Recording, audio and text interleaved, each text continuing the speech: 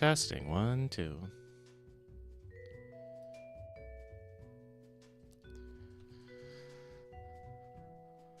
Welcome, welcome, welcome, everyone. Today, I'm going to be playing more Lucid 9. I just got into the meat and potatoes of the actual plot of it, so I think it'll be fun.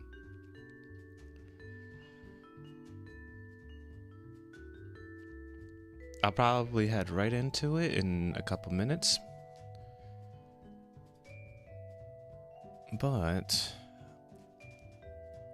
I just finished my laundry and I was able to put on my pajamas right from the dryer. Oh, it feels so cozy and warm. I love it. It's so nice.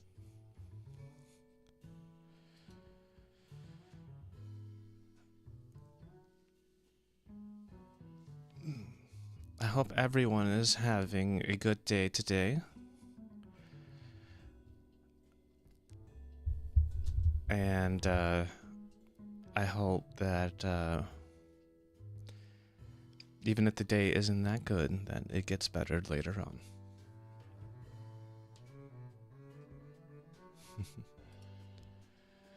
So, really without further ado, I should probably, I have the game already started. I just need to swap scenes.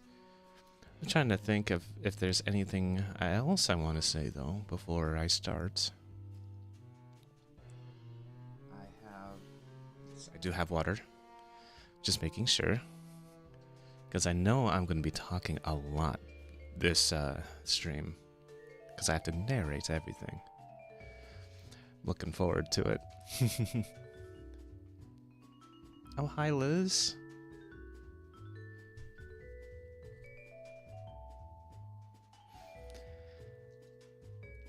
I hope your day gets better, Liz.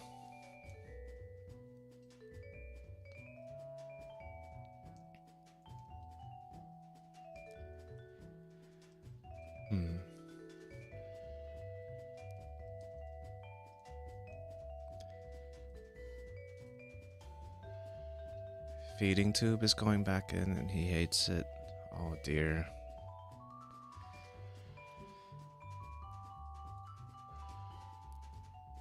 It's yeah, that really does suck. I really hope that you know, he gets better soon. But it's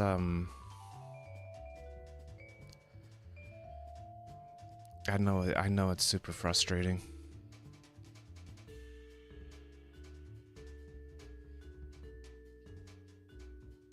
You can just do the best that you can, though.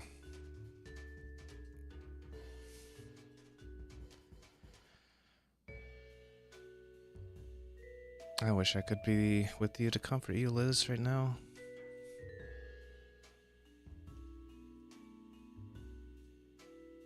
I do appreciate you hopping on stream, though.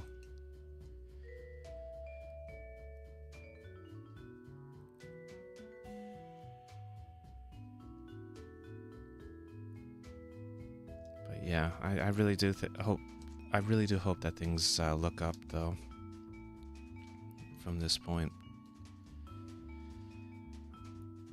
I don't know how expected it is, but it's yeah, it is. I know it can be very frustrating. I feel for you. I really do. And he is in my prayers. I really hope he gets better.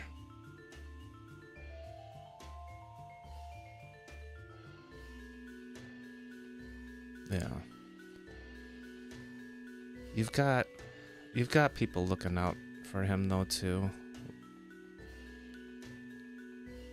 So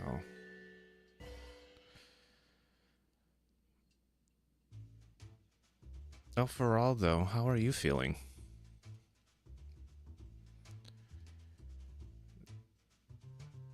I know you said it's gotten a bit better I'm just wanting. I just want to know if it's continuing to feel that way.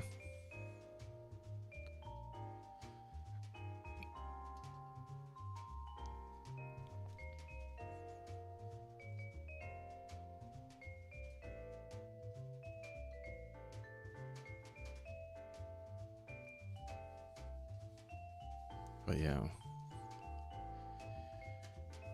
Oh.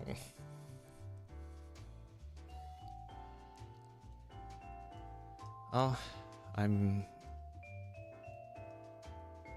know if you want to talk about it on stream, but I'm here for you. And you can always just DM me too, so.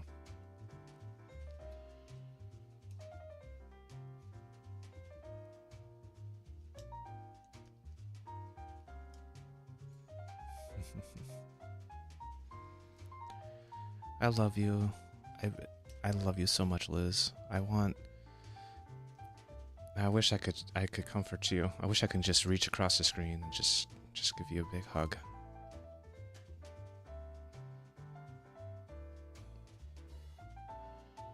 But you are a very good mom. You're a really good person.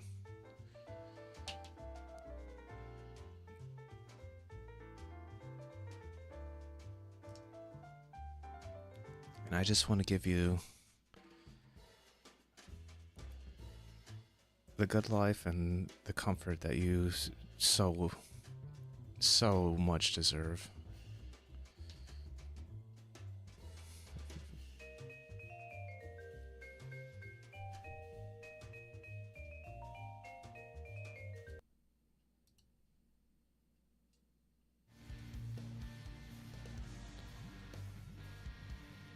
Let's see. I think after this stream, I'm going to start adjusting my background music. Overall, I've gotten quite a few input from multiple people, and so I kind of want to start incorporating that, including Liz. So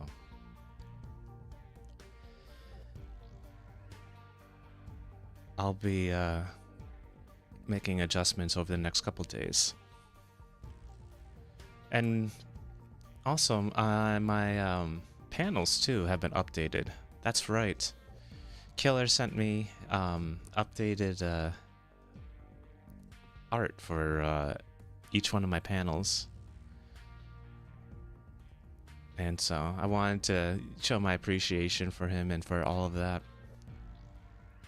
Thank you so much, Killer. I don't know if he's in chat yet, but...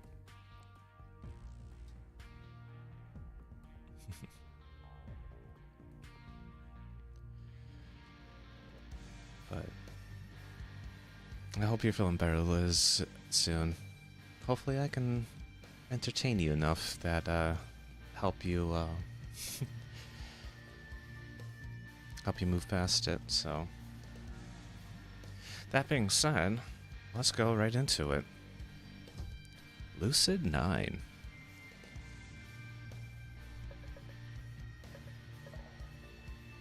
My latest is this one, I think. Yes. Right. I was in the middle of a festival here. A pop-up box in the upper corner of the map catches my attention. Live! Lemniscape Box Showcase, the future of gaming. Intrigued. I note that the showcase is located just further down the path. Say, what do you guys think about this? I point at the announcement. Akira. Robots? Say, Cap, do you think they'll be fighting giant monsters? I can't say with certainty that they won't. It sounds fun. I say we give it a shot. Okay, any objections? Yes! Your shoes, minion, need an upgrade. Why, you haven't bought a new pair since I first met you. Objections to the bot showcase. Let's go. Wait, smiling? Genuinely? For non-food related reasons? I don't think I've ever seen Irie so excited. We can pop by. If it's not interesting, we'll go to something else. No one else says a word. I take this as confirmation and head down the path. Just behind the metal building, a modest portable stage is set up, flanked by screens projecting a live, closer view. A row of assorted small mechas are lined up at the edge of the stage, in front of which stands a Lemniscate representative. It's Gover Mecher, but in real life! We settled right in front of the stage. There's not many viewers besides us. Looks like the staff is still setting up. I wonder if they'll let people actually try them. I hope so. What use is a showcase if the target audience can't even try it? I don't know. These kinds of things usually involve demonstration matches to make the technology look a lot better than it actually is. That does seem likely. They may just choose a victim to beat up. That ain't fair, man. Whoever they choose to represent Lemniscate will probably be as unstoppable as a final boss. It does not matter. It is a game, and games must be played by the rules. Hey, Alan. Dating game? I think, partially. But it's a murder mystery, and I'm continuing from the point where everyone is trying to investigate. But right now, they're actually just kind of having fun at a festival. It had just recently started. The only thing that you missed was that there is a private investigator by the name of Shigure that has pretty much hired me, the main character, to help her investigate some school disappearances. There's 3 people who are missing. And the only thing known so far is that they disappeared after they checked in for curfew. So, but I keep getting scenes too of someone who is quite proud of their artistic works in mutilating bodies. Nothing was shown, just described. So, since there's no voice acting in this game, I am voicing every single line. But yeah, welcome. Let me know if there's anything in the setup that you want me to change. Irie. It does not matter. It is a game, and games must be played by the rules. I'm about to ask Irie what exactly this cryptic piece of information means, but a blast from the speakers quickly ends our conversation. Representative. Come one, come all, and see for yourself the top-of-the-line fighting bots, straight from Lemniscate's laboratories.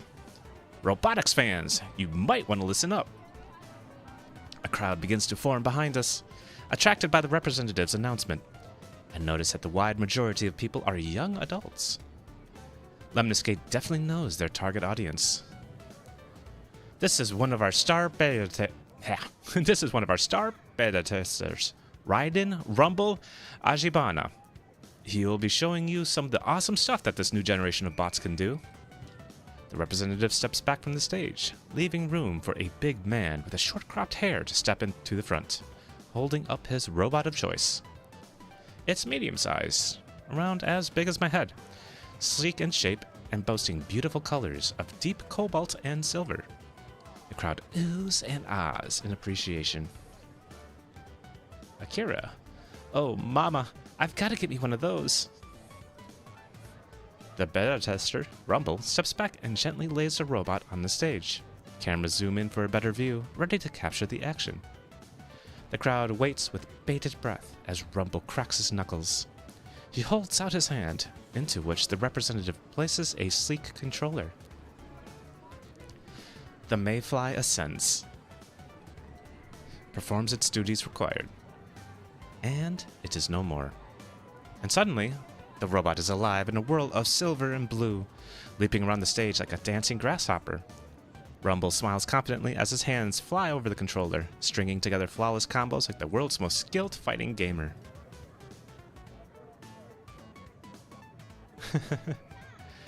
Oh, thank you.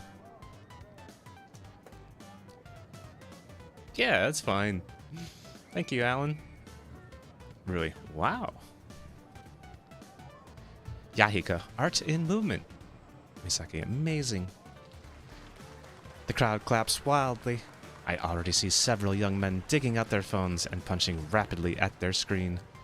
No doubt reworking their budget. Elizabeth, I might not understand gaming, but I can definitely appreciate skill.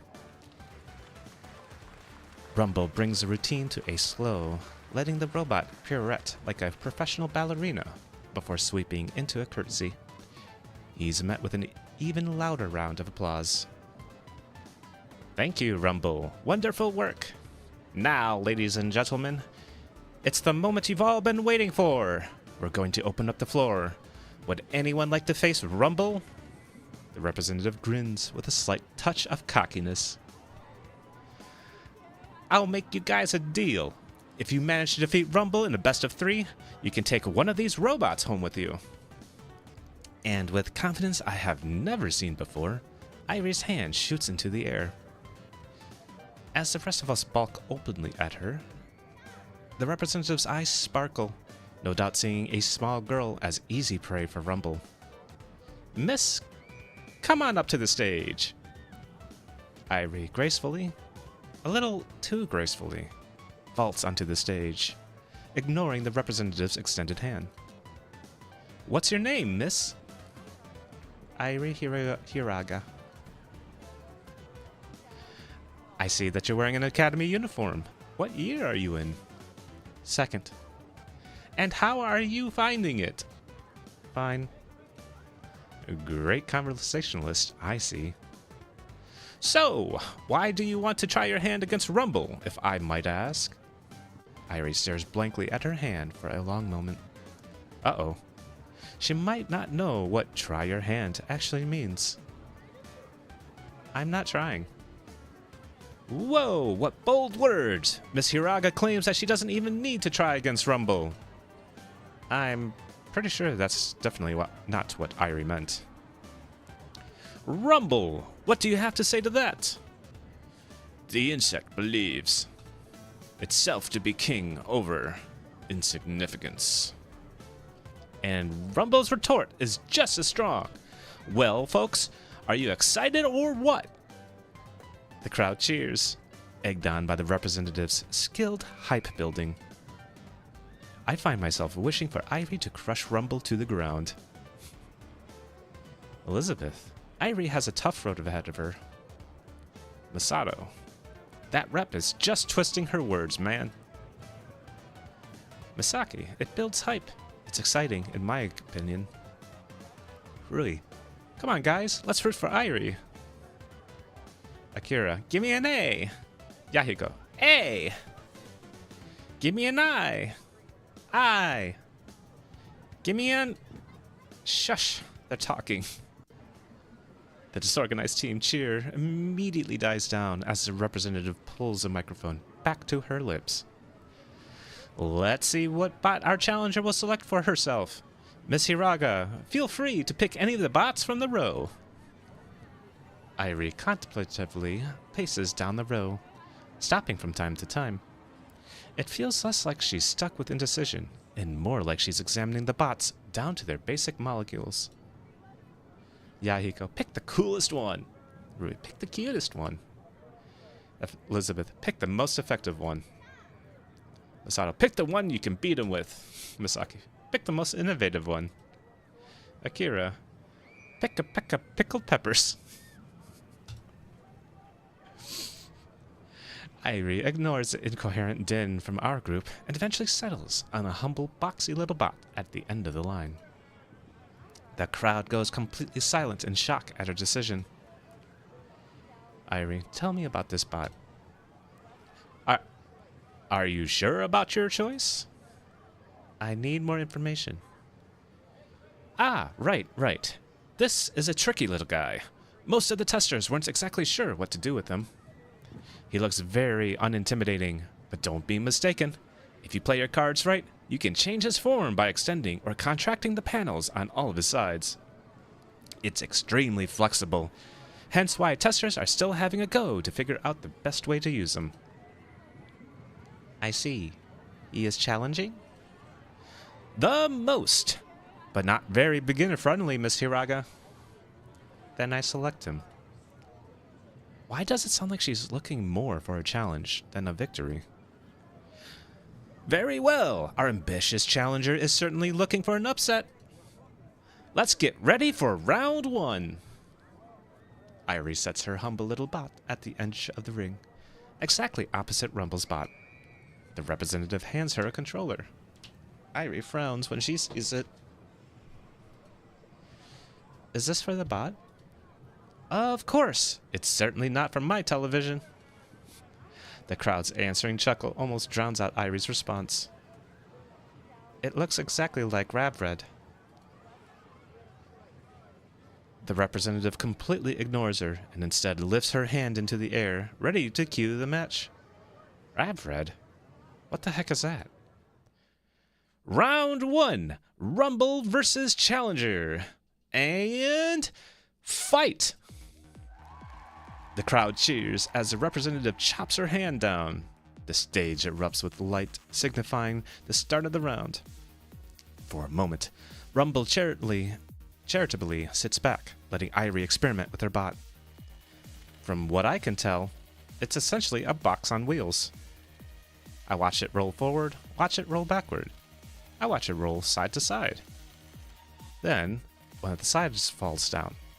No, wait, the entire side of the matrix of smaller panels. Interesting. Seems like the entire box can be transformed, give or take a few limitations. But instead of experimenting further, Irie only retracts the panel and extends the opposing side. Yama seems like she doesn't really know what to do. Oh, I don't see it that way, Misaki says. What do you mean? You should ask Yahiko. He plays quite a few games, you know. Since when has Misaki known Yahiko more than me?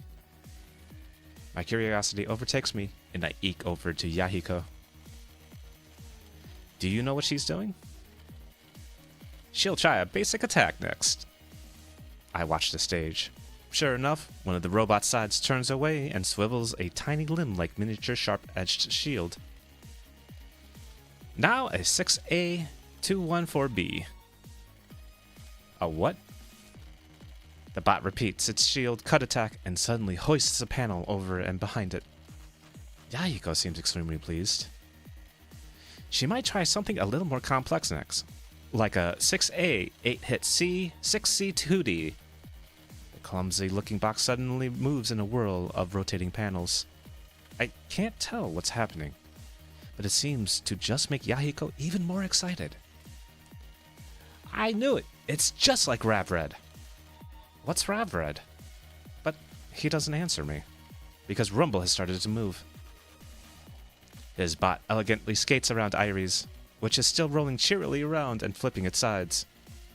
One quick, sharp blow sends the poor boxy bot crashing straight into the edges of the ring.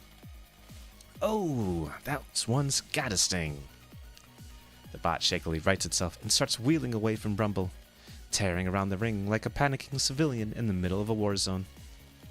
Even as it flees, I see Irie experimenting with some structural changes, like extending, flipping, and morphing its panels to create different shapes. She doesn't even try to land an attack on Rumble's bot. Yahiko. Basically, she's trying to understand the bot's identity. She's going through its moves systematically. Hi, Killer! Thank you for the lurk. Oh, and thank you for the panels, Killer. Thank you so much.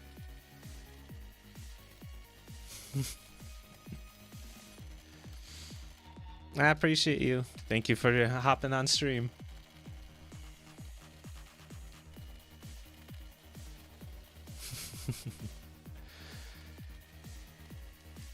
Yahiko. Basically, she's trying to understand the bot's identity. She's going through its moves systematically. Do you think she has a chance? Only if she finds something really unique that beta testers would never expect. Unfortunately, it's at this moment when Rumble predicts Irie's walk path and flies at her bot, crushing it decisively into the ground. The representative whips down her hand, even as segments inside the bot piece it back together. The winner of this round is Rumble! The crowd politely claps. It's clear that to their eyes, Irie doesn't have a fraction of a chance against the experienced beta tester. But I saw some promise in the way she was messing with the form of her bot. A bot with structural changes. As you can see, it takes only a few seconds for a bot to repair itself. No more long waiting between rounds. Players, are you ready? Irie nods quietly, a faint smile flickering across her lips. Rumble says nothing. Round 2, and fight! This time, Rumble immediately explodes into action. His bot leaps gracefully at Irie's. Irie barely managed to swerve it away before the ground where it was standing is angrily dented. Rumble's assault is relentless. He never allows a single second for Irie to recover, chasing doggedly after her bot without a break. Not once does his bot lose its footing or crash into the wall. Such is the extent of his control. And then, right before his latest jump is about to crash into Irie flattens her bot into a half its original width, with a swirling mass of panels narrowly dodging Rumble's strike. She takes the split second required for Rumble's recovery to bounce back to its original size, slamming panels straight into Rumble's back in an unhurried, smooth combo. Image Yahiko not found. I still see bugs. This game is still existent. Yahiko grins wildly as Irie's bot pummels Rumble around with a terrifying wall pin. Why are you off screen, Yahiko? Dude, her combos are slick. I should fight her sometime. As he's finishing this sentence, Rumble's bot suddenly shimmers and gives off a short pulse of energy, sending Irie's bot flying back. Dude, I didn't know these bots had bursting. I've no clue what he's saying, but that doesn't stop me from enjoying the match. Irie is clearly getting the hang of her bot. She changes into diagonals, L-shaped patterns, and even faux curves to dodge Rumble's attacks. Sometimes his bot lands a glancing blow, but is never severe enough to catch her in the combo. Finally, she manages to curve around his bot and slam one final combo into its backside, sending it crashing into the ring. The crowd claps, but this time they seem much more impressed. Even the representative looks surprised. Solid display, challenger. This round goes to you. Rumble's face is completely motionless. He doesn't even look dismayed. Yahiko, dude, this next round is going to be so intense. What do you mean? You'll see. Within seconds, Rumble's bot has reassembled itself and returned to its original position. Irie is smiling in utter satisfaction, as if she's completely forgotten that the audience exists at all. Maybe she's just having fun playing with the bot. Representative, the final deciding round, ladies and gentlemen. Will Rumble be able to redeem himself? Or will the challenger score an unprecedented underdog win? 3, 2, 1, fight!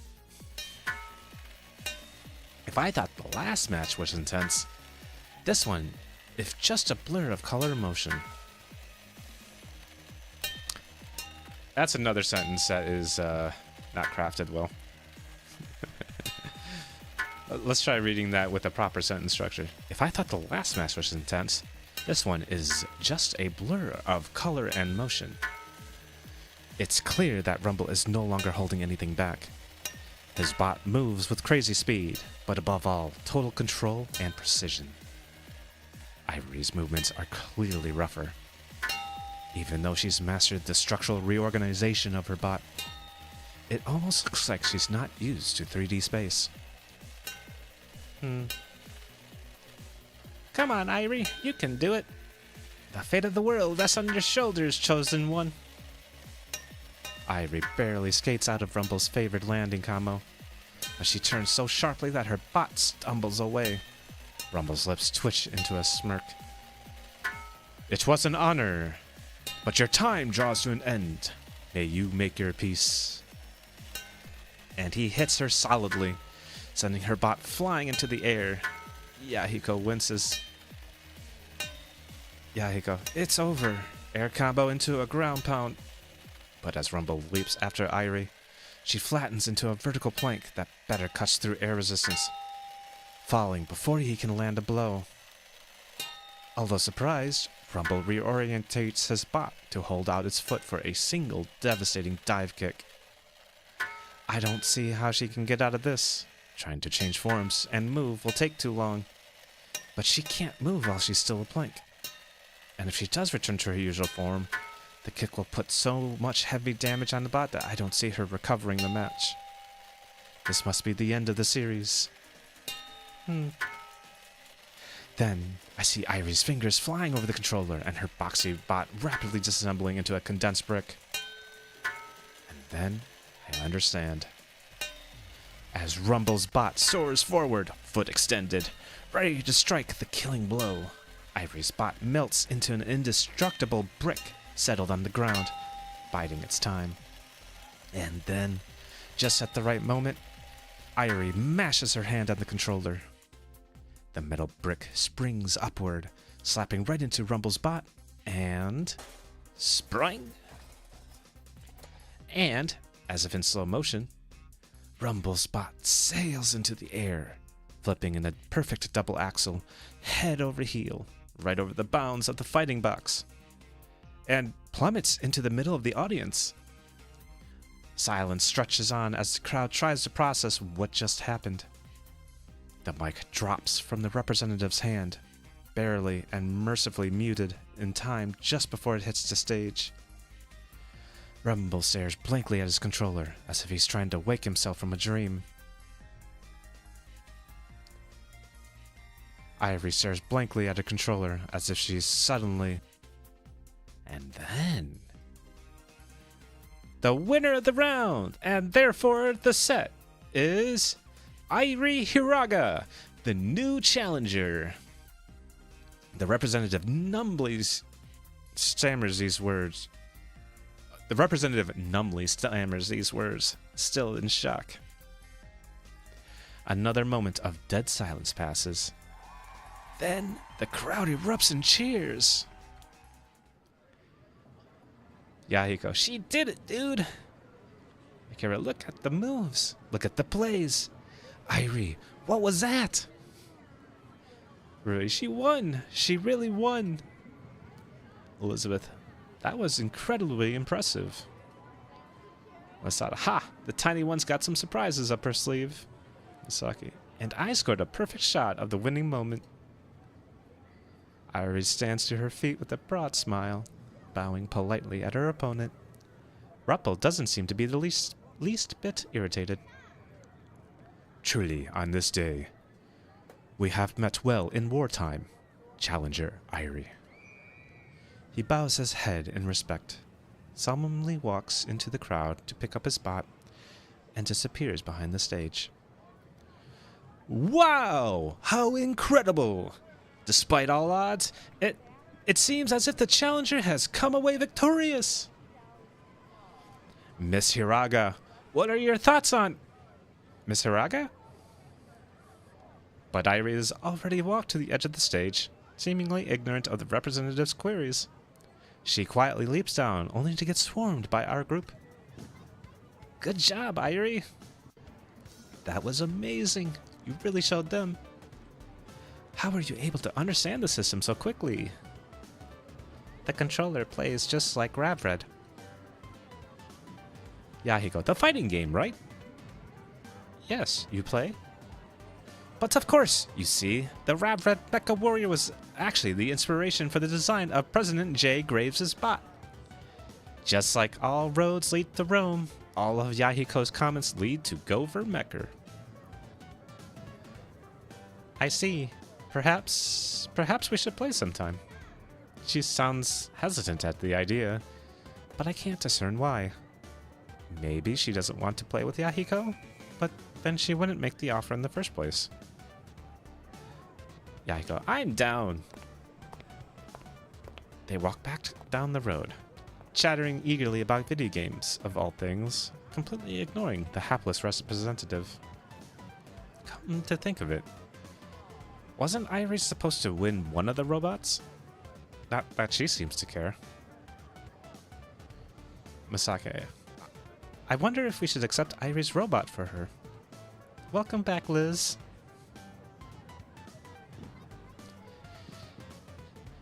Yama, it's not our choice, Mickey. I know. I lead the group back to the map, showing some mercy on the poor representative. After all, her higher-ups can't be too happy about bargaining a new prototype on a whim. It's probably best if we let this be, considering that the only person who deserves to care is Irie. And Irie? Well, she seemed happier about playing with the bot than the actual victory itself. Irie and Yahiko are already waiting for us by the campus map. Dude, you guys are so slow. Maybe you're just always in a rush to go places. Some people like leisurely walks. Leisurely walks? We don't have time for that. Look at all the stuff we gotta hit. Yama, my minion, lead us on. You have a good head for efficiency. Do we really have that much stuff to explore? I take a look at the map to verify what we have left. Ooh. Hey Liz, which one should I choose next? I got 4 choices here. I used to have 6, and I remember already reading through a couple.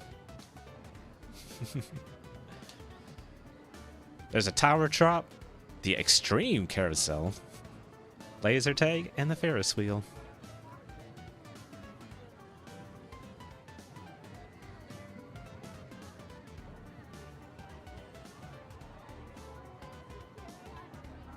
The tower drop. Alright, let's go.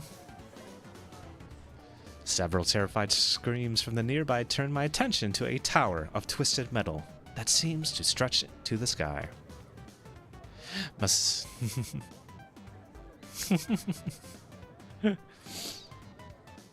Liz wants uppies. I wish I could. Wish I could bring you up. Masato eagerly nudges me in the ribs, pointing frantically at said tower of twisted metal. Hey, Yama, you and me. What? The tower drop, man. No. There are more elegant ways of suicide, you know. It ain't suicide. It'll be awesome. Have well read.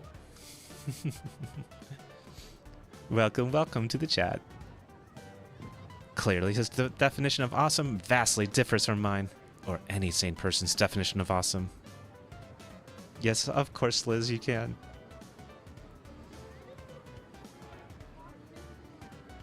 Red, you're in severe pain? What happened?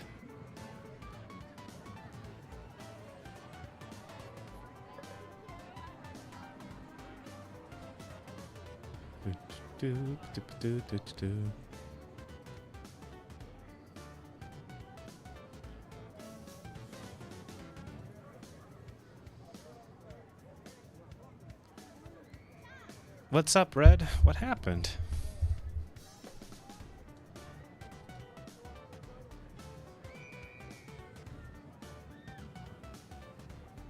I gotta admit, there's some music from this game that's quite catchy.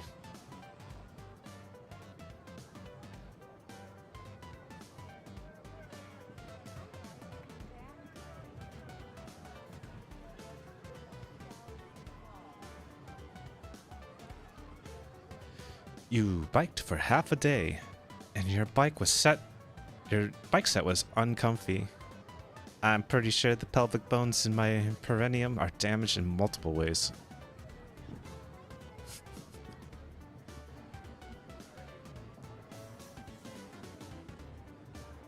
Your bike seat. Okay. It almost actually still works out as like bike set, just being uncomfortable. But your bike seat being uncomfy. No extra padding? Nothing? Oh man, that sucks.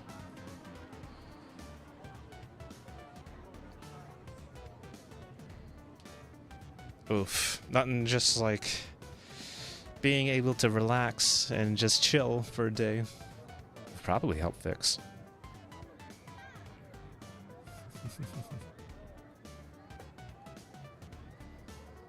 Head pats for Red.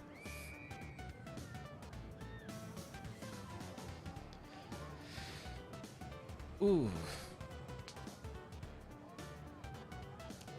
I hope you feel better soon, Red. Just, oh, also thank you for the 20 stream streak. That's really cool. You're building those points. I bet, let's see. This week. So, this week.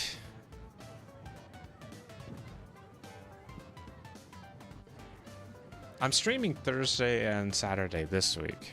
But the following week, I won't be able to stream. I'll be visiting family at that time. And playing music, so... It won't be until, I think, what, the second week of May? Well, I'll probably have my workout incentives back up and running. But I might still stream on the 3rd. My flight does come back really, really early in the morning, with enough time for me to actually set up and prepare. So...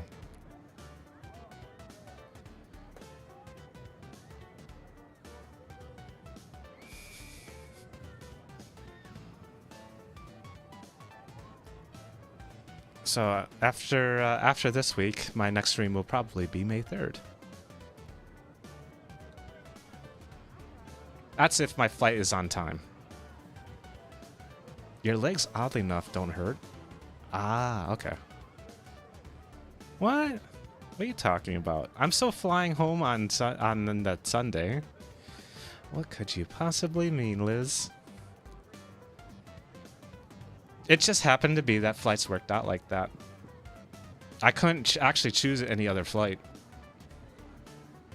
And it was fairly cheap, so... Don't get mad at me for the world giving me that gift.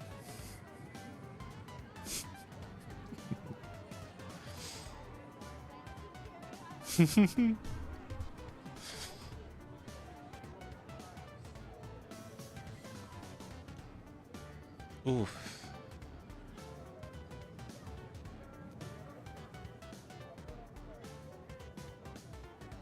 Although I did barely waltz from the gate to the front door, but after lying down, I can walk like normal again. Oh, nice. Alright. Hey, at least it didn't hurt you too bad. That being said, there's nothing wrong with a little extra relaxation, especially on this Sunday afternoon, Sunday night.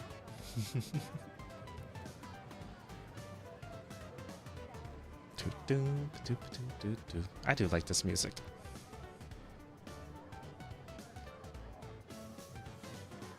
Oh, why not, Liz?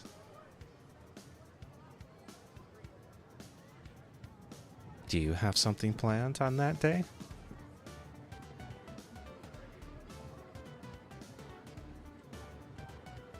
I vaguely recall you wanting me to stream on that Sunday.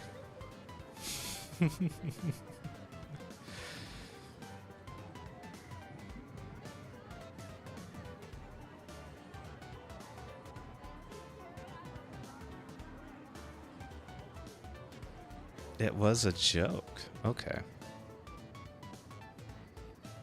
Well, I'm saying I'm just available. Who knows what my flight will do or what condition I'll be in. So it's still up in the air.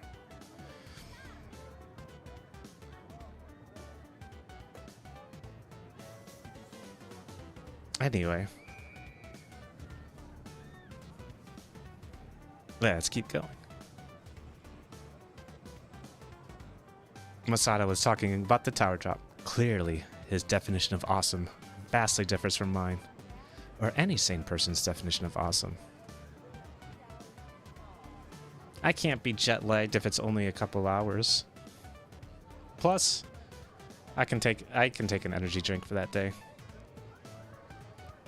I've been cutting back on it, so I've only been using it about once a week now. And that's only on the days where I actually do work, so it makes total sense. If the past couple days have been anything to go by, I don't need energy drinks to stream. I just take it on the days that I stream and work, just because it helps out for later in the day. And the jet lag's only 1 hour, actually. So it's not even as if it's like that significant. So yeah,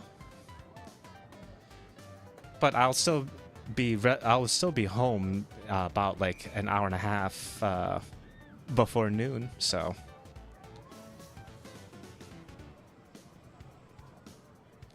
it still actually works out quite well. So the other flights make it way too late, where like it would actually cut into me working. So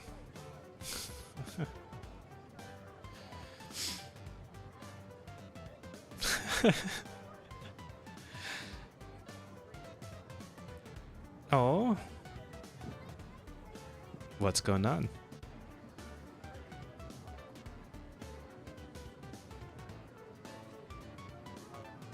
What's wrong, Liz?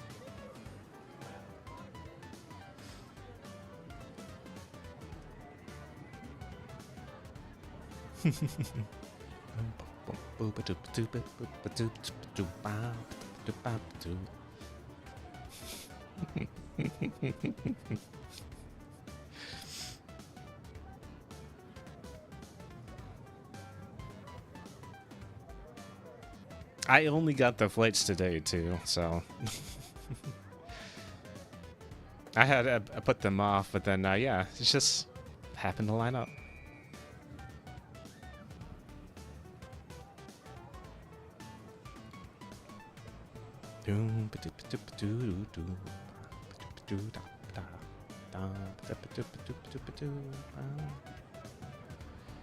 Anyway, let me continue.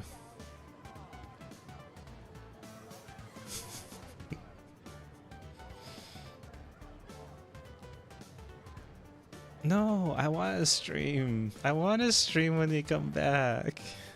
What's wrong with let me stream. I won't be able to for the week before.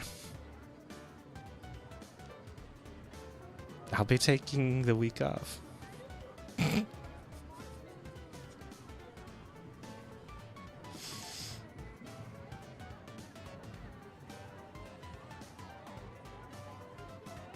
I'll be perfectly fine. I'm a well-rested individual, so it's not as even if I'm working like that hard or I'm like losing sleep over it. I sleep well, I eat well. The only problems I have is just with exercise, which will be solved soon. Oh, that's right. On that stream, my workout will be available at that point. If you guys want to save up points for that stream, I'm going to have a couple new workouts too for that. I think I'm going to add 2 more. I'm still trying to figure out exactly which ones I want, but I know leg lifts and jumping jacks will be a thing.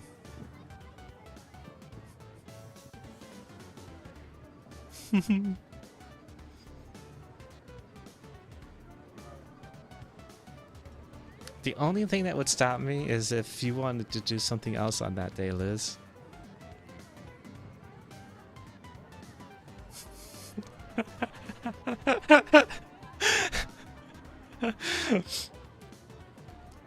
Look out, Red. Liz has a knife.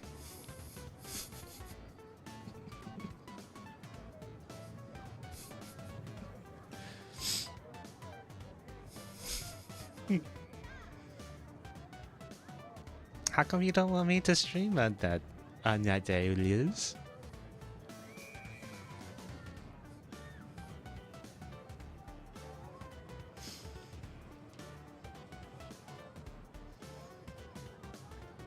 Aw, see, you made Red cry.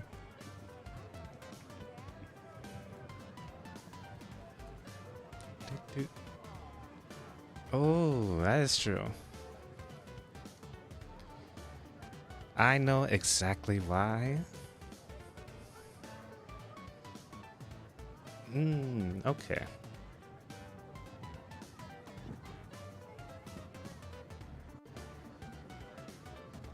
Well then, that being said, I am available all day on that day.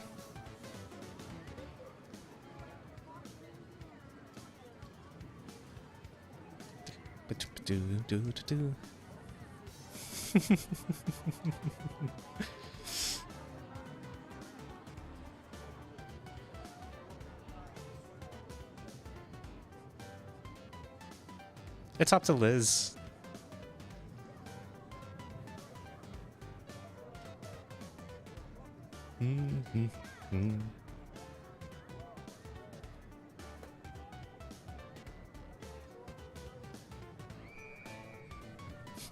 I just like how goofy this music kind of just makes a conversation much lighter appearing than it is.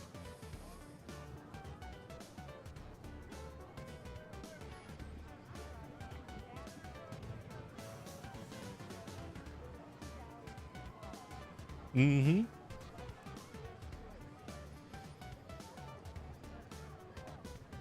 I would love to spend time with you on your birthday, Liz.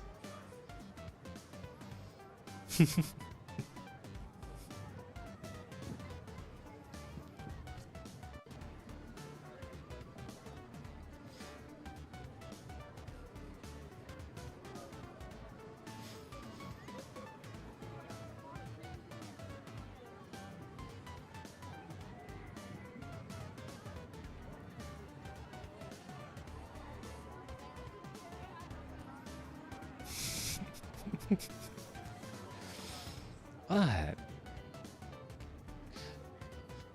No, really? Well, you just announced it on this stream to yourself, so... I want everyone to wish you a happy birthday, Liz. You deserve it.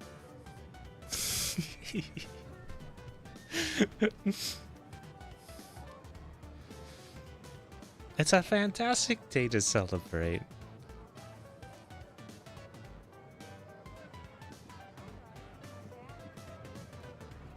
No?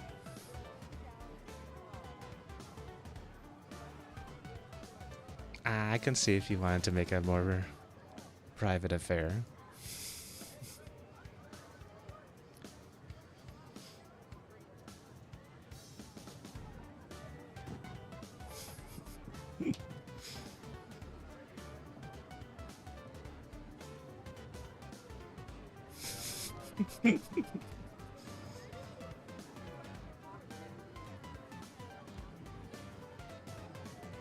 You should still send her a happy birthday. DM Red. If you don't want to, I am not going to post it on my Discord. But that doesn't mean that the people who don't already know.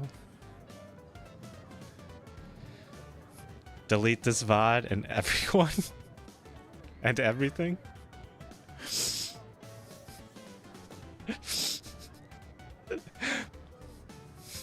To dead this VOD and everyone. I love it. What's wrong? How come you don't want your birthday to be celebrated? I can always make this VOD private.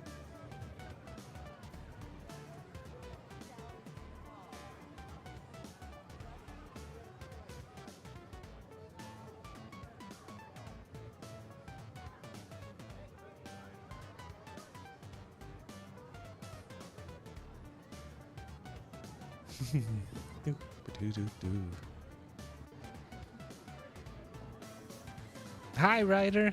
Thank you for the lurk.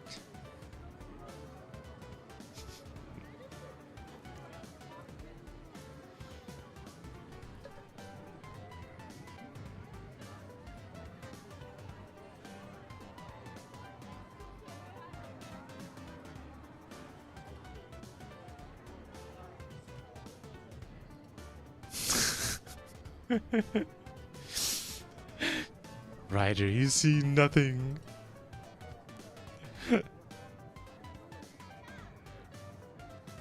Alright. Let me continue with the story.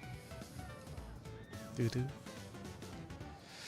Clearly, his definition of awesome vastly differs from mine, or any sane person's definition of awesome. Have fun. You gotta come with me. What? Why? It's destiny, man. Can't you hear it calling you? The ground is calling me more. Stop babying around. Think of it this way. Gravity's acceleration is 9.8 meters per second squared, and that tower's maybe 125 meters high? If we plug it into a figure out in the ending velocity of a falling object, we get to the square root of 2 times 98 times 125, which is 1,225, and that gets us 49.5.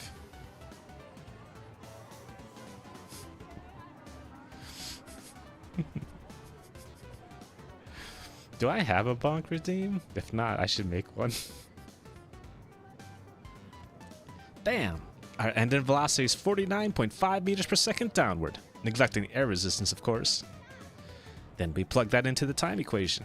To get the time, we gotta divide our velocity numbers by gravity numbers. So 49.5 divided by 9.8, which gives us something around 5.05 seconds.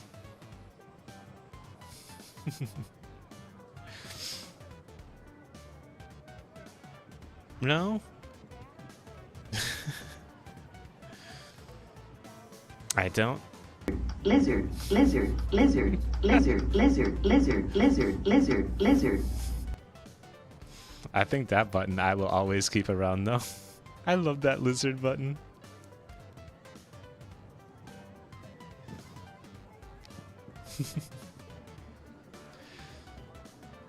So that means if the tower breaks, you'll only be terrified out of your wits for 5.05 seconds before you die a quick and painless death.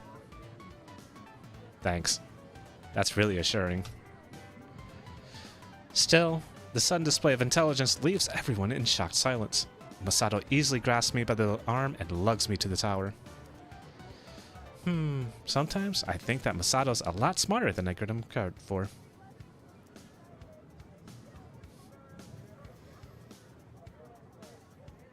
The closest thing I have to a bonk redeem? Yeah, I should add a bonk redeem to my stream. I can actually do that real quick. Give me a moment. I think I can do that on the fly. Sound alerts. Let's do it.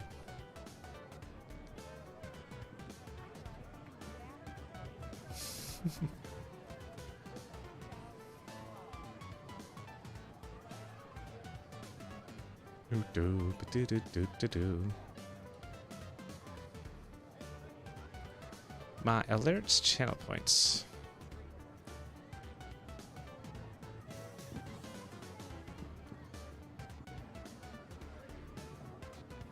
I know which one to get rid of. One that hasn't been redeemed in such a long time. New alert button.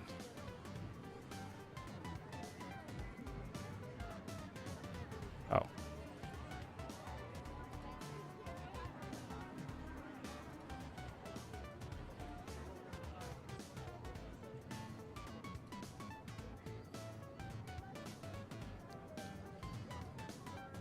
Boop, boop, doo, doo, doo. Boop.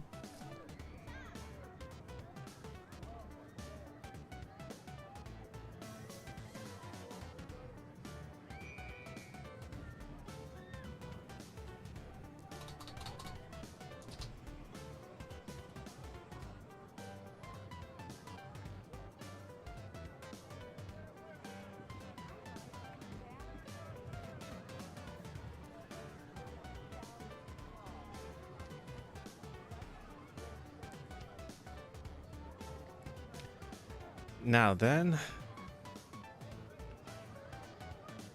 let me see what would be good for Enable button customization. Animation.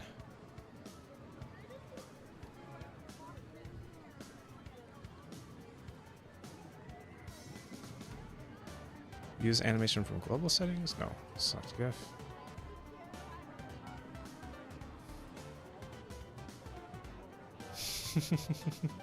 What was happening to chat? Oh, Liz does not want me to stream on May 3rd.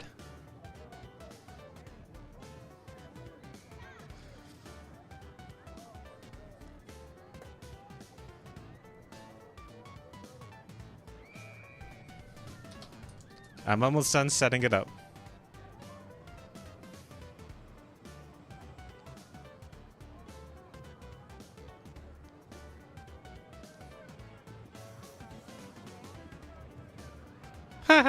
Alright, I found one.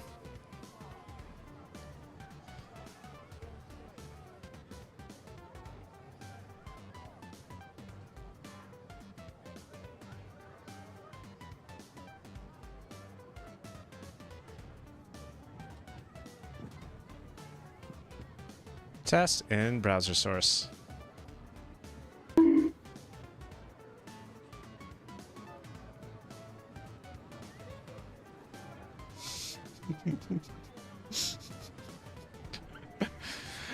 If you reload your Twitch page, it should be active.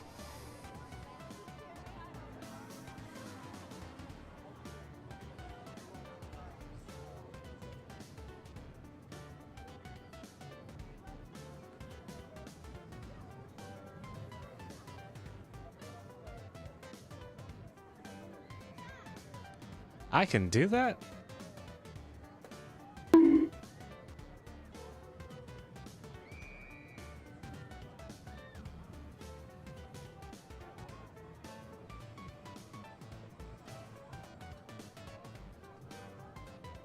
How do I do that?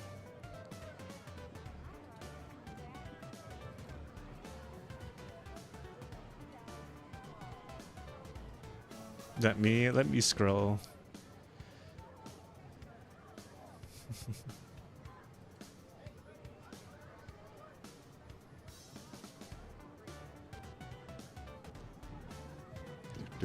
do. How do I actually do that?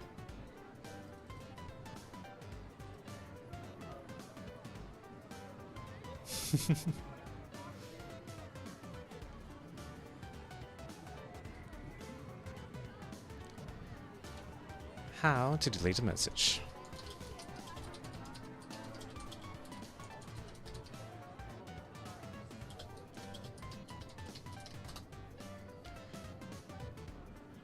To delete, enable mod icons in your chat settings.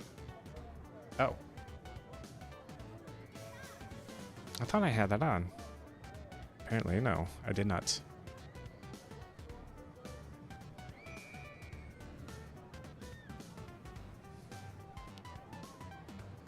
Navigate to the stream chat and click the chat settings gear icon. Show mod icons. That's it.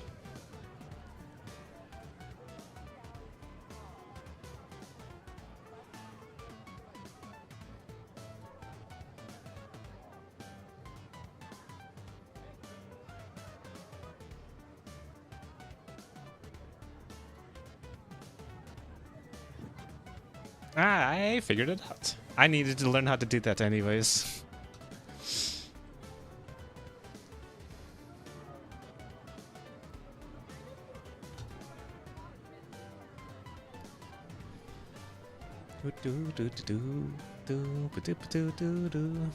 All right. Have fun with the new bonk emote. Or bonk redeem. I also like the little animation that I found for it. I think it is perfect.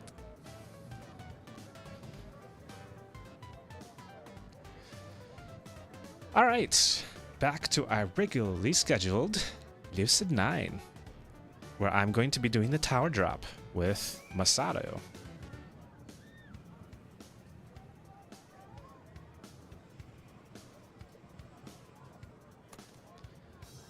I feel an impending sense of doom as the attendant straps me to the tower seat, leaving my legs dangling in thin air. I don't see why anyone would do this for fun. Being terrified is fun, man. Yeah, masochist. My stomach lodges in my throat as our seats begin to rise. I note that there's a hyperventilating girl to my left, and further down, a kid looks like he's about to vomit. Oh, there is? Give me a moment.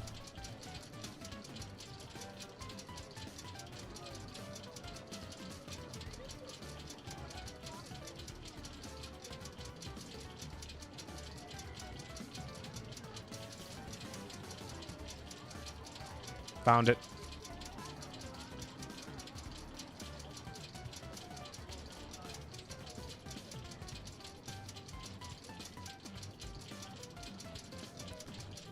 There you go. Any message that mentions it is now gone.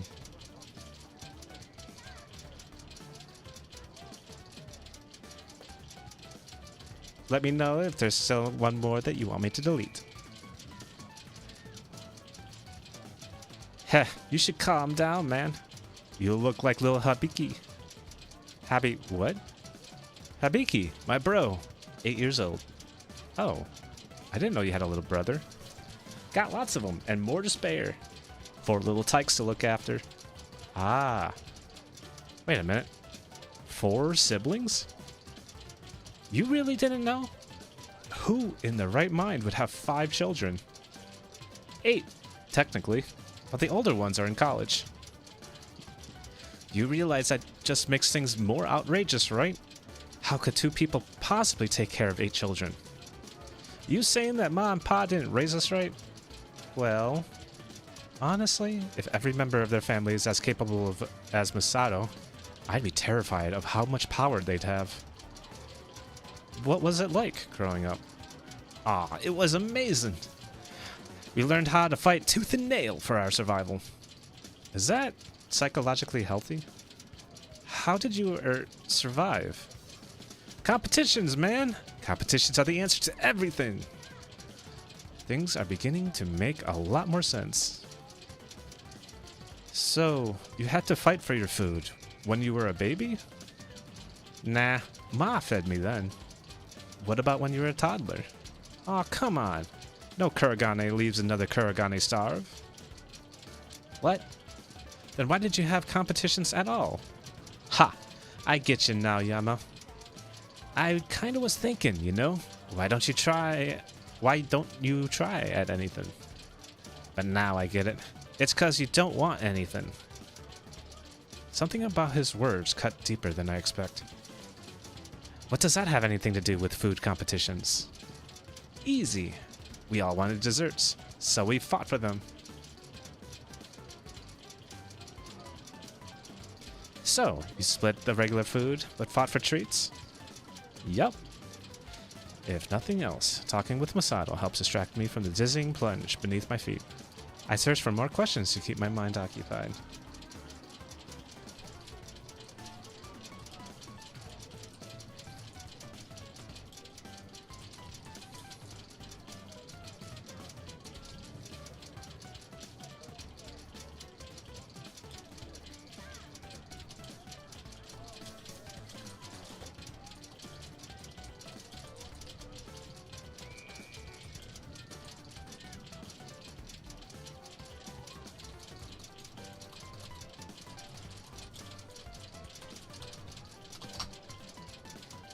What is that weird sound?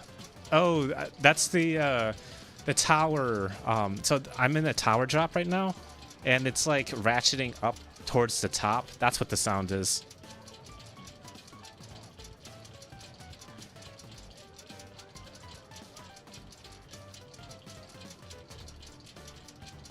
If nothing else, talking with Masato helps distract me from the dizzying plunge beneath my feet. I search for more questions to keep my mind occupied.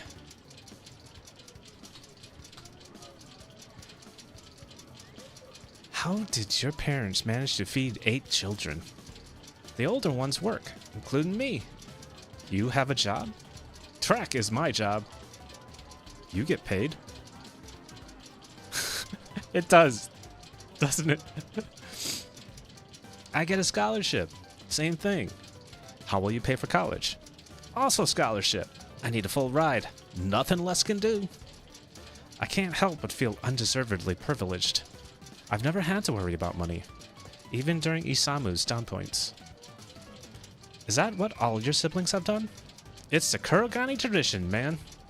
Maya's the oldest. She trained herself in Taekwondo till she could work and pay for her own lessons.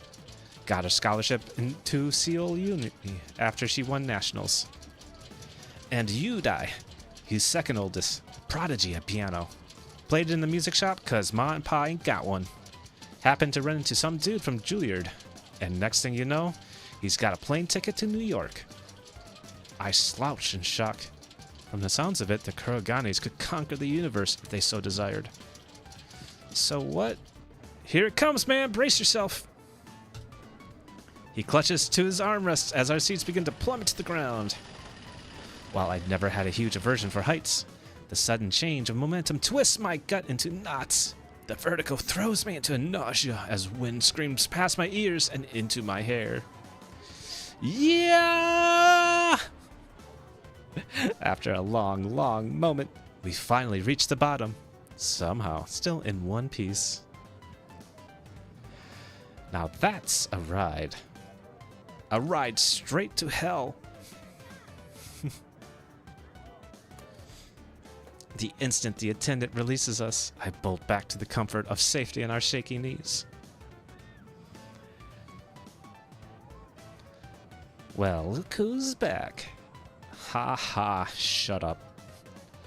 But you look like you were having so much fun. Wanna go, Rui? Huh? No. I'm fine. I'm totally fine. Actually, I think she would love to go. Come on, Rui. No. I'm very much fine. Hey, Yama, let's pick something. I don't mind waiting, if you really want to go on. Hey, bitches and bros and non-binary hoes! What's up, Tech? Can't hear me? Can you hear me?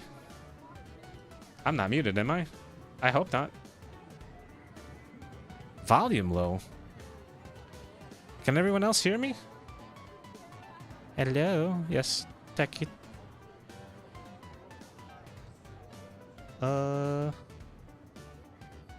Okay. Tech, do you have me muted?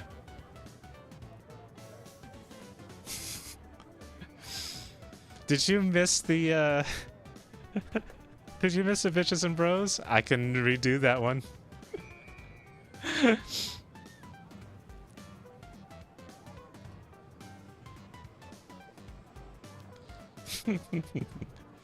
Let me know once you've unmuted, Tech.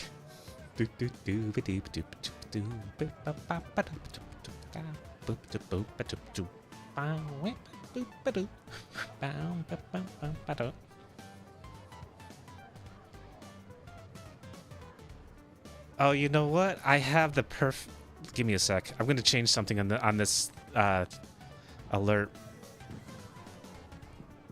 Select animation. I want to change it.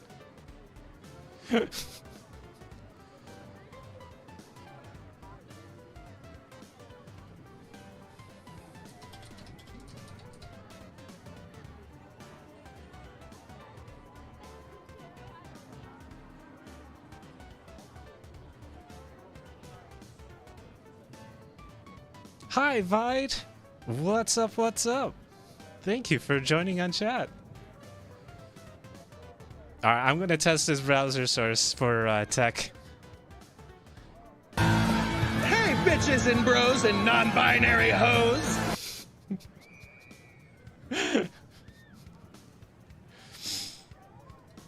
Alright.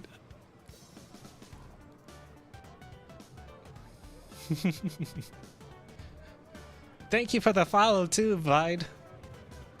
I really do appreciate it. Thank you so much.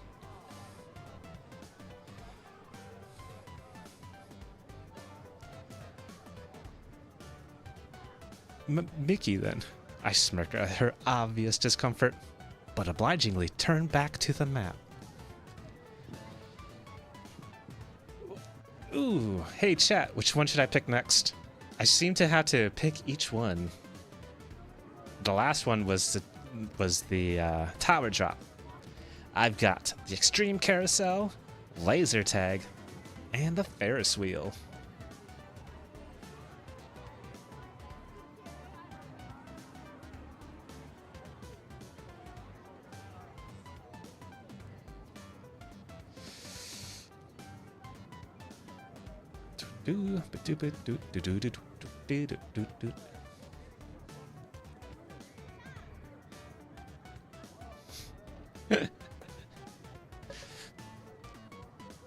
I see laser tag.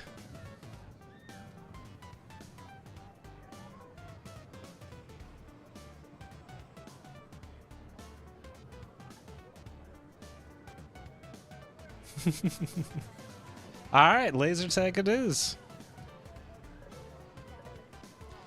A large dome at the corner of the map catches my eye. I tap it for more details. Yama. Ultimate Laser Tag Center. Brought to you by Lemniscate Site Code. Yahiko. Lemniscate Site Code? That's the, glasses, right? They're goggles with interactive displays. It gives you stats and targeting cursors, and a mini-map so it feels like you're in a video game. Oh, that sounds awesome. Really? Yeah, we gotta give it a try. And he races off to the laser center without a second glance. I guess we're going there. Thankfully, no one seems to have any objections. We arrive at the attraction without any interruptions.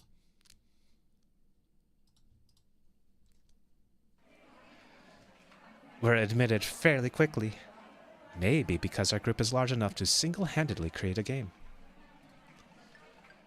Okay, we need 2 team captains.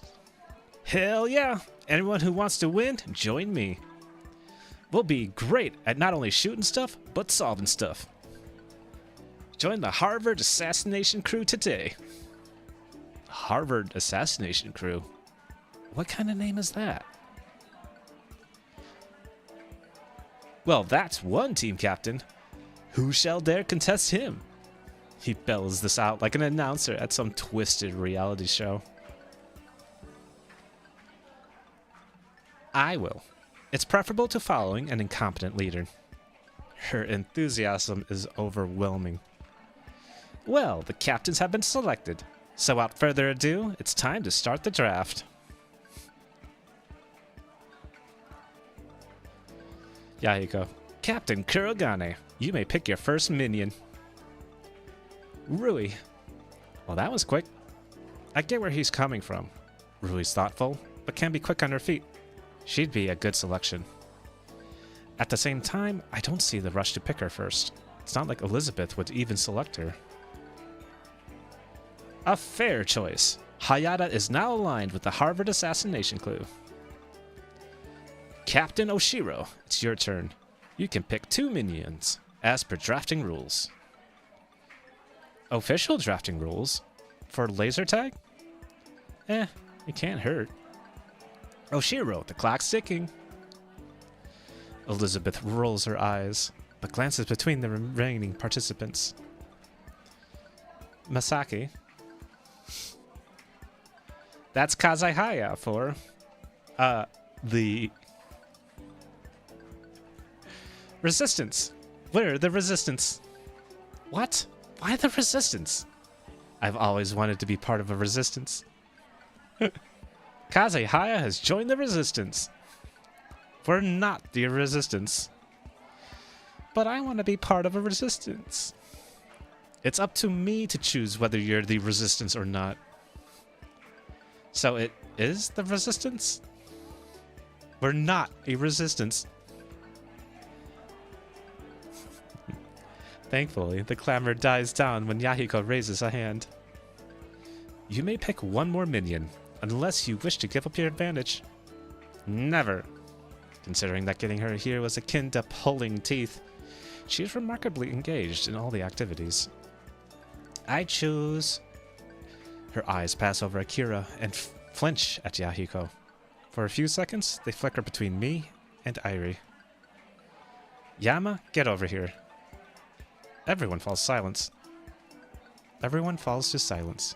For a long moment, all that can be heard is the faint hum of the overhead lights. You're serious? What? You weren't exactly happy with Yama earlier today. Can't I pick who I want? I'm the captain. You want him? Not like that. I just want to win. Is that so wrong? Then no, nothing wrong at all. Guess we'd better get this show on the road, eh, folks? Captain Kuragane, your selection. You may choose 2 minions. Well, ain't you playing? That I am. Come on over to the Harvard assassination crew. Sweet! As Yahiko skips on over, Rui gestures wildly at Masato, tiptoeing to whisper in his ear. After a brief second, he nods. And the second one is Irie. Irie only blinks for a moment, but at Rui's friendly wave, she travels to Masato's group, which places Karube on the Resistance by default. It's not the Resistance. So, without further ado, let's get this game underway. Don your gear, players. We'll see you on the fields of justice. With that, Masato leads his group to snatch up lightweight vests and goggles and dash into the black room. Elizabeth gathers us into a tight circle, her expression unreadable. Right, I believe it would be of optimal efficiency to place 2 members on assault, 1 on defense, and 1 as an intermediary. Misaki, what do you think of defense? Probably because she trusts Misaki the most.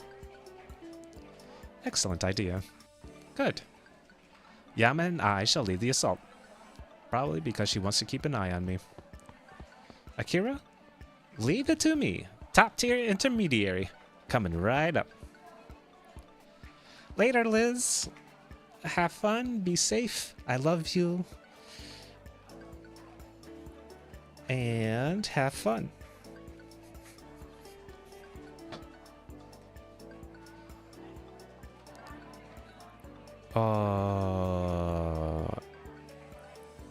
Can you do that, Scotcho?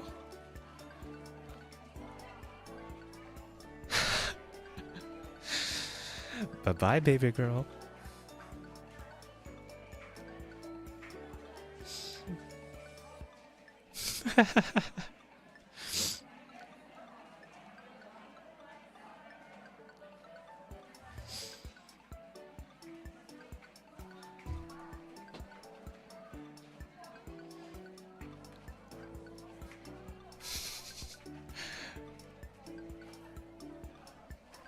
Oh my god, I'm so flustered.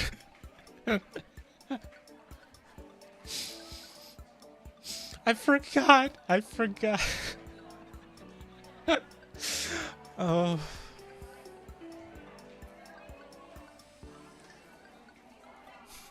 A few things just clicked in my mind just for a moment.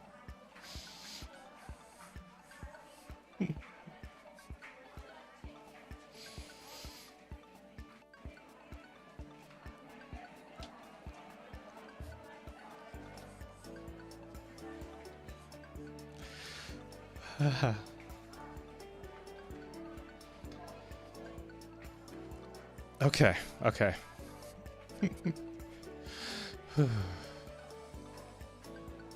All right. Where was I?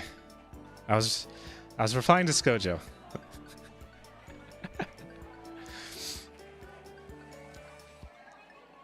Yes.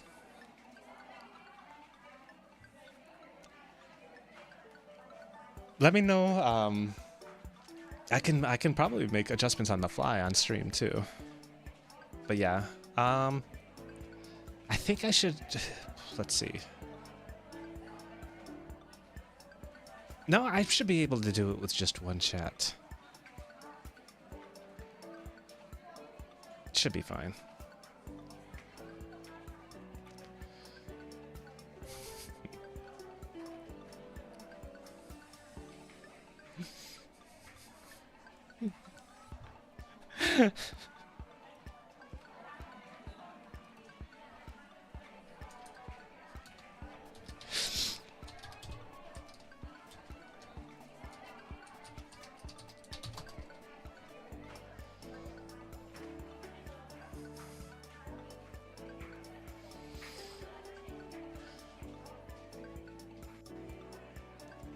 Anyway, alright, alright.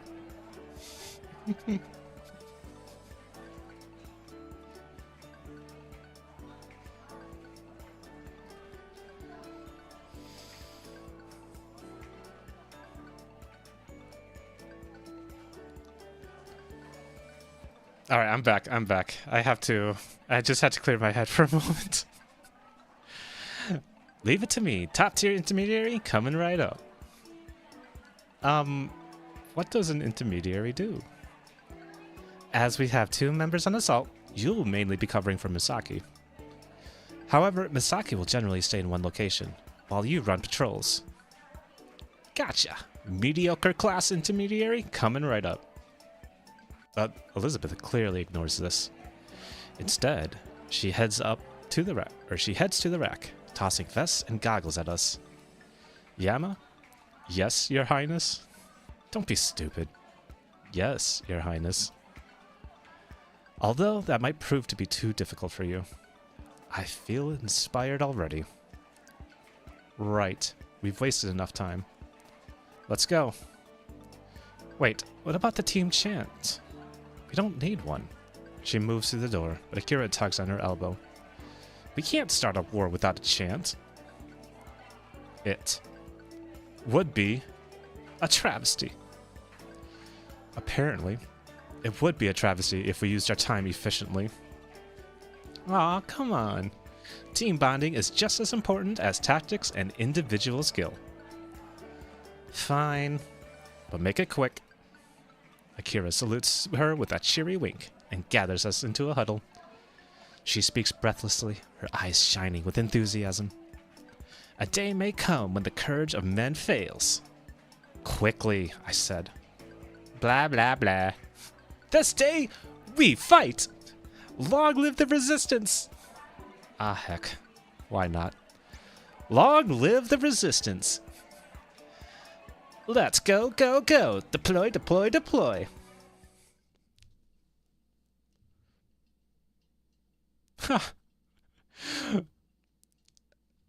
Hey, is laser tag looks this cool with the heads-up display? That looks really awesome, actually. We bolt into the dark room in our vests. As we're swallowed in blackness, I slip my goggles over my eyes. The interface immediately switches on, providing me with slick infographics and motion cursors. In the upper left, I see team portraits that light up as each member speaks. Looks like site code comes with comms. There's also a map, health count, ammo count, and location notifier. Except, I'm missing a bullet? Meh, whatever. Doesn't matter. Whoa. These are stunning. Oh, I've got to get me one of these. Presently, a hum washes over the large chamber and the walls come to life with the images of the Academy cafeteria. But whoa, a live simulation? Lemniscate is truly ahead of their time. Let's get to our positions. Despite her brisk words, her face is open in wonder. Seems like she is also a fan. As we head to our places, the intercom cuts in with a mechanical-sounding female voice. Welcome to the field, Blue Team. This is a standard capture the flag game. Best of 1. Your Lemniscate site codes display your health. Let it fall too far, and you shall be disqualified for the rest of the match. You should also note that your ammunition is limited. Use it wisely. As Akira and Misaki split towards our base on the rooftop, Elizabeth motions me to a corner at the perimeter. Ooh, are we gonna make out? Stuff it. This is the way to their base. A quick glance at the minimap confirms her claim. When the game starts, we go together, but cautiously. Isn't it better to attack from 2 different directions? Who's captain again? Oh, I see. You do want to make out. Stop it, bloody gallivanting mug. Off your trolley, stunk great ego. I can only grin at her as the intercom flickers to life. All players are within their team zone. The game will begin in 10 seconds. Cheerio to you, good chap. 8 seconds. I say, this ought to be a jolly good show. 5 seconds. I'm right knackered, I am. Yama, you called, Your Highness? She pauses for a moment, clearly struggling to keep a hold of herself. Do you know why I put you on the assault with me? To make me miserable? Because, for some reason, the tiniest part of me believed that you might actually be great at it. Her words freeze me to the ground. My mind runs blank. I can only stare at her in disbelief. 0 seconds. The match has begun. A high-toned bell rings through the room. Elizabeth turns her attention to the corridors. Let's go. She stalks to the courtyard. Even as I follow her, my thoughts are a jumble in my head. Great at it? Great at anything? How could I be great at anything? I can't even do anything mildly well. Great? And why would Elizabeth tell me so? The girl who hates my guts. The girl whose guts I hate. Why would she say that I could be great at something? Stop! She throws out her hand. It collides with my chest, sending a rush of sparks up my spine. I quickly step back, shaking the feeling off. There, Yahiko Ikari. I turn to where she's pointing. Yahiko is seated on an artificial ledge, his gun on his lap. How foolish. He won't even be able to shoot back. Guess we'd better take care of him. I swiftly raise my gun, but Elizabeth slaps at my hand. Hold your gun properly. Excuse me, Your Highness. I didn't realize that laser tag had rules of combat. It can only help your accuracy, you know. She raises her own gun, her voice lowering to a concentrated whisper. Steady breathing, proper stance, and grip are important. But a good trigger pull is what can make it or break it. Her posture shifts carefully, as if gunning someone down was a common occasion. With laser-like focus, she finally moves her fingers to the trigger.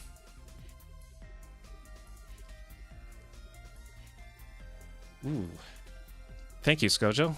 Let me see how this works really quick.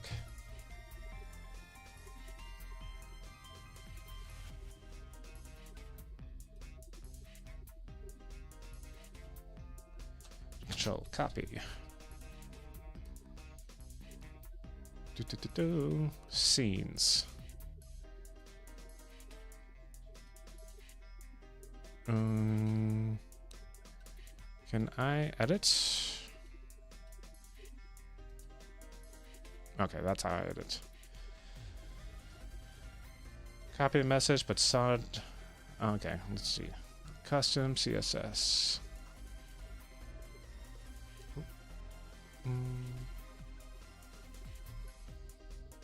Custom CSS. There you are.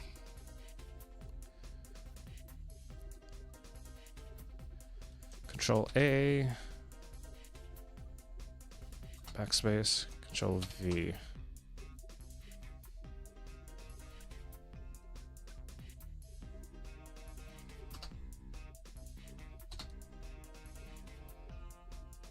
So, do I save it?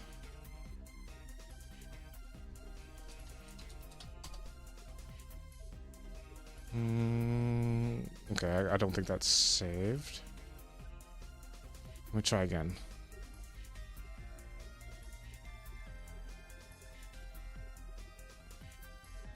Chat, message, dark, display. I did copy and paste the right one, right? Give me a sec.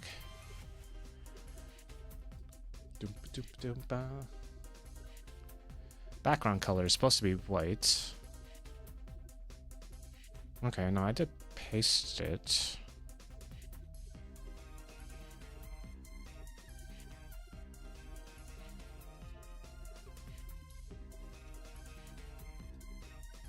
Oh.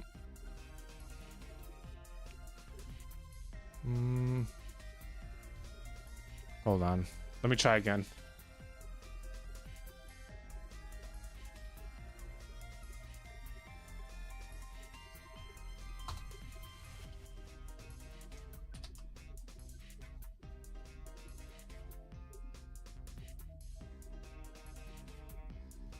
Do, do, do, do.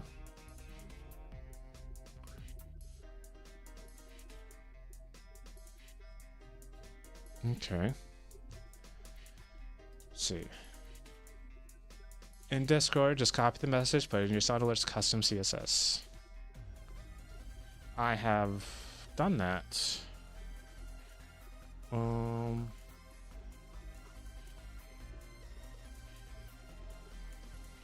It doesn't look like anything changed.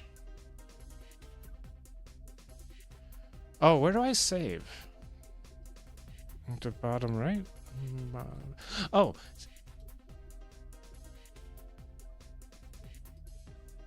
Test. Okay. Give me a sec. Now I can alter it.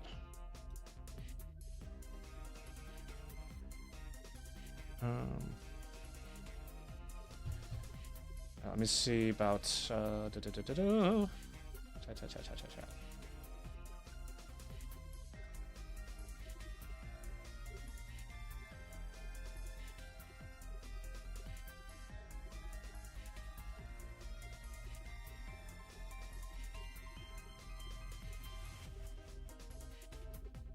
Okay.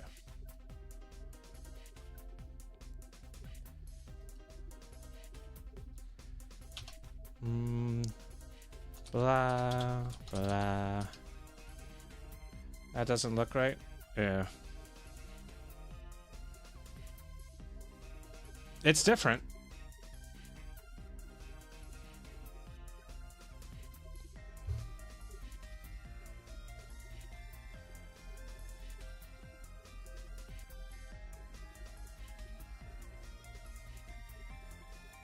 Let me try it again. Custom CSS. Let me try copying again. It should look like that. Okay, that's not what's popping up.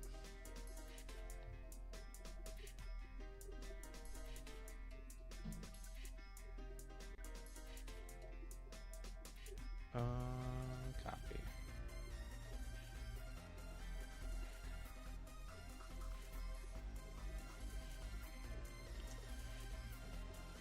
Copy.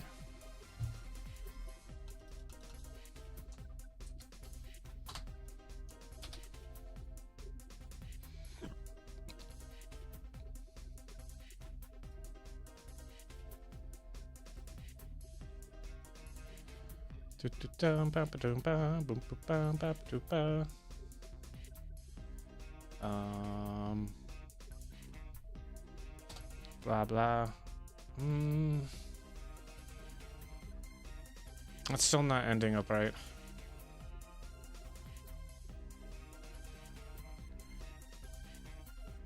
Uploaded screenshots. Y position 23. X 98.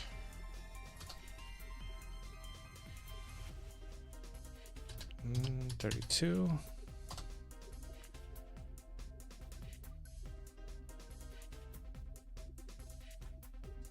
Yeah. And then back to the custom CSS. I'm pasting it here. I'm just unsure as to why it's not showcasing. Border solid. Yeah, like I'm seeing the stuff for it, and it's just why is it not?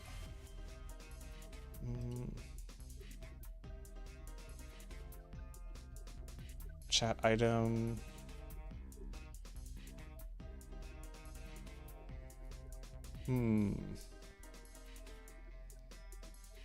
Text outline color. Text outline size. Text shadow color transparent.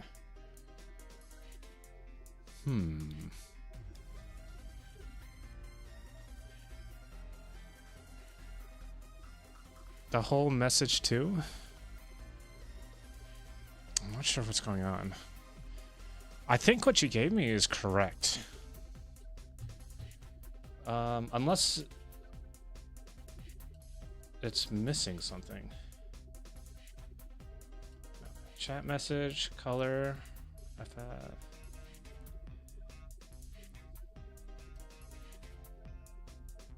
Unless I'm missing some lines.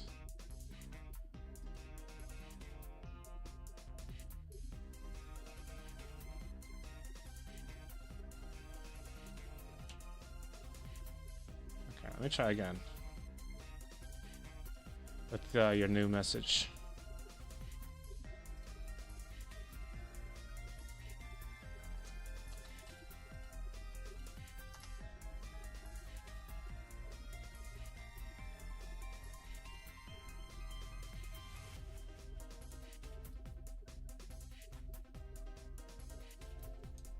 Copy.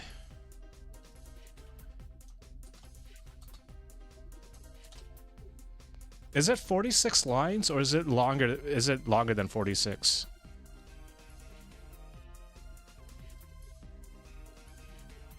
Hit enter after the in custom CSS. It just brings me to line 47.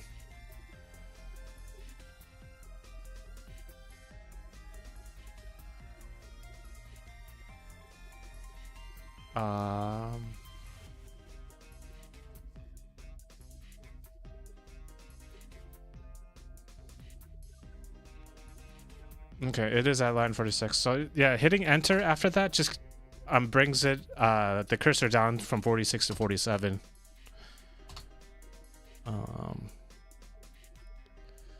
Let's hit save. Your scene has been saved.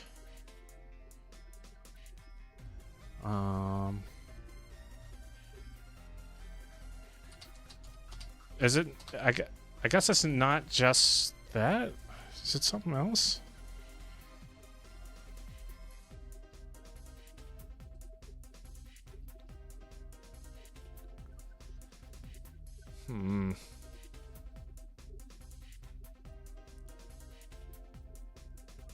Let me see. Oh, also, this isn't even showing up properly anymore. Where actually is this showing up? Test.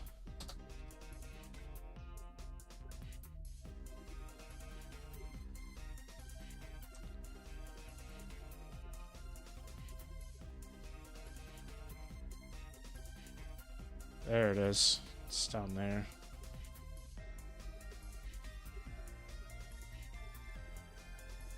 Your chat is it isn't showing up because I had altered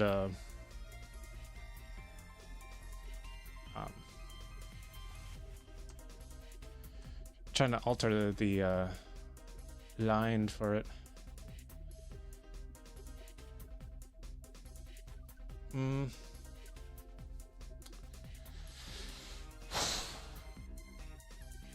Yeah, because I had changed the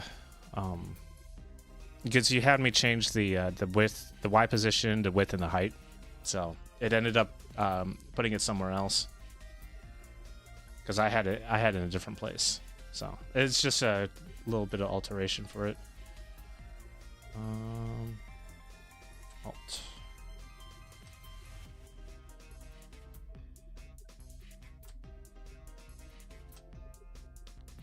Let me change this. There we are.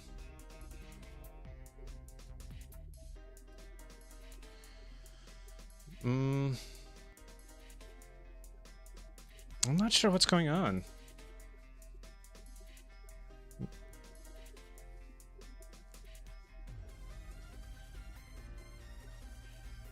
Color darks late gray. Test, test, test. Testy test.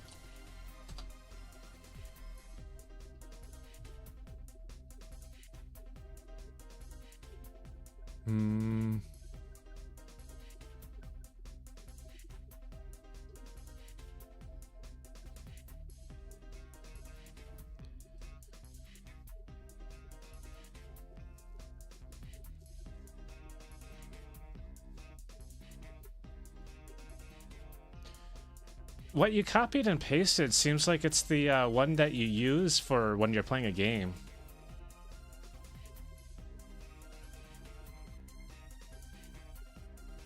That's fine. I can do this later. I'll go back to the game for now. At least I have something usable at the moment, so we'll work on it together later.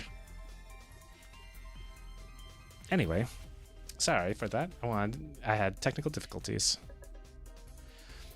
One sharp flick of the finger, the trigger clicks, and Yahiko immediately jolts up, hands flying to his goggles. Yow, someone shot me. That should have been a fatal shot. Laser tag would be really short with fatal shots. Oh, be useful and shoot something. I obligingly poke my gun out of the hole and fire blindly. Aha! There you are. Not what I had in mind. You have a mind? Shut up and run. We race through the obstacles as shots sound all around us. Finally, we find an out-of-the-way corner where we pause to catch our breaths. Right, we must have a new plan. Such as, Yahiko is the only person on defense, and we pass no intermediaries on our way here.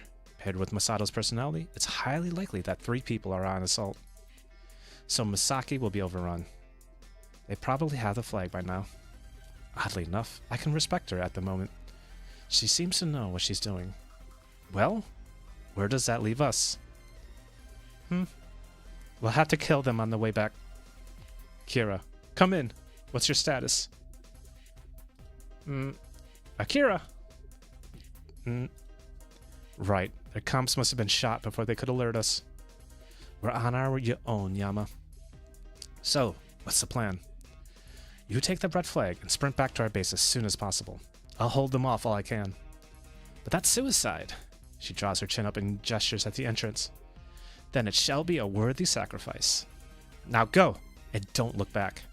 Every passing second is a wasted second. The pulsing warble of laser guns draws closer. I obligingly dive around the corner and scoop the flag into my arm as Elizabeth screams.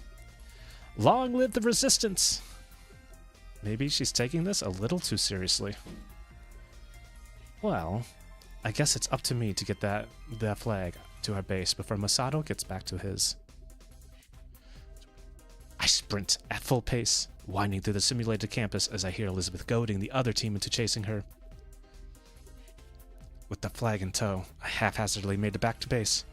I've only got so much time before Elizabeth is shot. I'm hit! Looks like Masato actually left someone behind as a guard. I swing around just in time just to see a small figure diving behind cover. Crap, my health is at 50%. At the very least, I've still got a few chances left.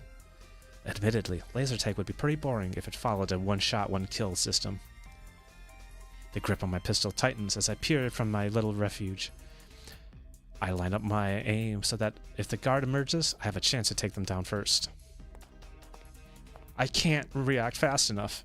Neither of those shots hit when the guard darted from cover to cover. 4 shots left, and it feels like I couldn't hit them even if my gun was full. I'm down to 25% of my health, maybe 20 meters away from capturing the flag. After all of Elizabeth's hard-earned work, too. Ah, screw it. I charge toward the back table, ignoring the danger behind me. Standing around like that is just going to get me killed. I dive behind the nearest piece of cover as I hear the enemy's laser pistol blare to life. It's down to the wire now. Final chance, right? I stand up blindly firing my remaining shots at the figure that's just a few feet away. The figure drops her gun in defeat as a dead icon pops up over them. I'm dead. With that, I replaces her gun on a nearby bench and pulls out a peach to munch on without a second thought. Apparently, getting killed doesn't mean much. That was somewhat anticlimactic, especially given how lucky I was to have shot her despite me firing haphazardly. Beggars can't be choosers, though. I promptly plant the red flag on our stand. It glows in response, and, after a second of humming, clicks into place. A clear high tone brings the game to a close. Game over! Victory to blue. The hell? Please exit the room. But I got the flag. Please stop arguing with an artificial voice and exit the room. Masato's grumbling is prominent, but I noticed dark shapes converging at the exit. Guess I'd follow them. It takes a few moments to adjust to blinding sunlight. Still, everyone seems to be fairly happy. Everyone except Masato, of course. We're the rightful winners. Well, we would be if someone didn't go on a wild goose chase instead of returning the flag. Why is he off screen? I was gonna. As soon as I caught up to the trash talker, I mean. Then you probably shouldn't complain. Amidst the commotion, I noticed that Elizabeth is strangely quiet. I was expecting her to gloat with her victory, maybe toss in a few snappish, better-than-thou comments here or there. But she's just standing by the map, a faraway look in her eyes as her lips are pulled into a smile. Well, it couldn't be helped. We had the best leader, you know. I bet Yama took charge. Oh no, we were led to victory beneath the banner of the wise Elizabeth Oshiro. She came up with all those fancy tactics and everything. To everyone's surprise, Elizabeth blushes slightly and lowers her head. Really? Good job. Thank you. Somehow, those simple words feel like more than a compliment. Yeah, let's keep going. I'll get my revenge. Oh, I'm counting on it. Thankfully, the conflict feels teasing rather than biting. I return to the map with a smile to pick out the next destination. Anyone in chat? Extreme Carousel or the Ferris wheel?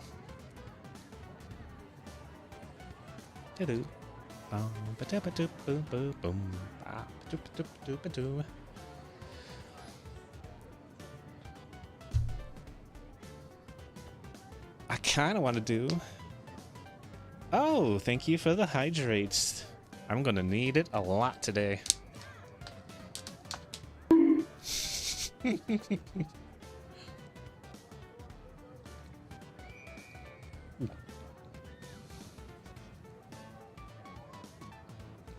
I got bunked. Why did I get bunked? I didn't do anything.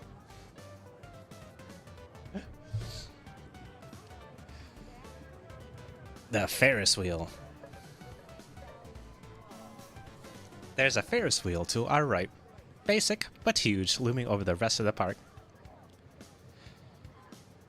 Choose the opposite of what you want. Well, actually, that was the Ferris wheel, so... I wanted the extreme carousel. I was like, how extreme is it? So... It looks like I won. There was a Ferris wheel to our right. Basic, but huge, looming over the rest of the park. Heights, anyone? Heights is my middle name. No, it isn't. Either way, a Ferris wheel may be our best choice. It might calm some of us who are a little overexcited. She sends a significant glance at Akira, who's currently sprinting to and fro, wildly flapping her arms and snorting. I'm a dragon! I'm breathing fire! I'm flying! I'm a dragon!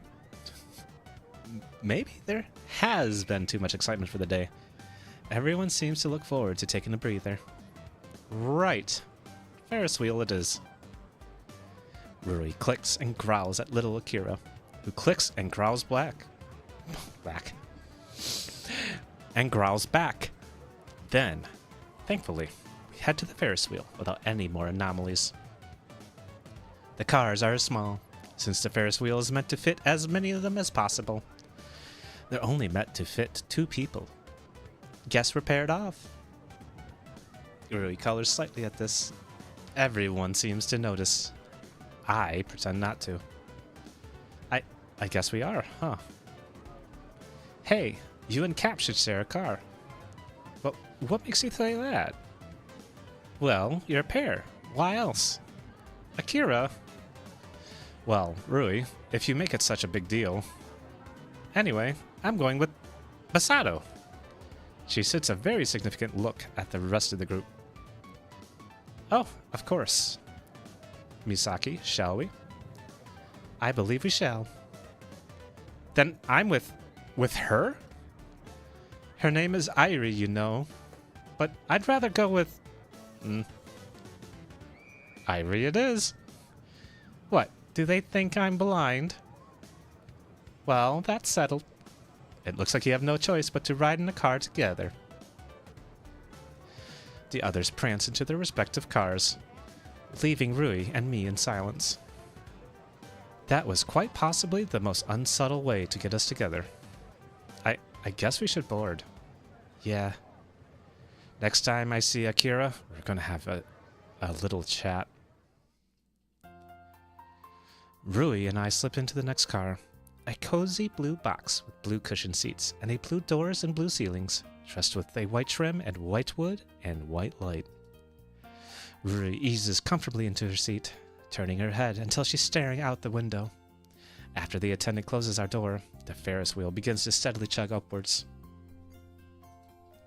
Yama? The serious outline of her voice catches me off guard. I find myself curling my fingers into the cushion beneath me. What? I'm really glad I met you. My heart throbs unexpectedly against my ribcage. Nervousness? Shock? I immediately move to distance myself from the alien emotion. I know. Who else would be a willing victim to your verbal abuse? Not that, you know. I feel like you don't hear it very often. I'm glad you're here, Yama. I'm glad I know you. I hadn't known that it was possible to simultaneously feel intensely cold and intensely hot. Something about her words is very discomforting, even while I feel warmth creeping into my limbs. I guess that if I wasn't here, I couldn't be glad. So, by default, I'm glad I'm here, too. Stupid. What am I even saying? Why do you always do that? Do what? Deflect attention off of yourself. Because I'm not worth paying attention to. Because why would someone as bright and adorable and winning as Rui care for me after all these years? Why is she the one who's glad we're friends when I'm the one who should be saying that 10, 50, 100 times over? I haven't done anything for her. Complained, whined, criticized, complained some more. Who would really want that kind of friend? I have fun when you're around. I like our bickering. I like watching your stupid competitions with Masato. Just be yourself, okay? I should honestly admit to myself that I'm touched, but I'm far too awkward for that. Well, I can't exactly be anyone else. Gosh, you really love to kill the mood, don't you? It's better than killing other things. Oh, Yama. You kill other things too. Such as? Brain cells. It's so unexpected that it makes me laugh. The atmosphere instantly relaxes at a sudden injection of snark. We fall into silence after that breeze of humor. Rui resumes staring out of the car window. I glance around, searching for another topic.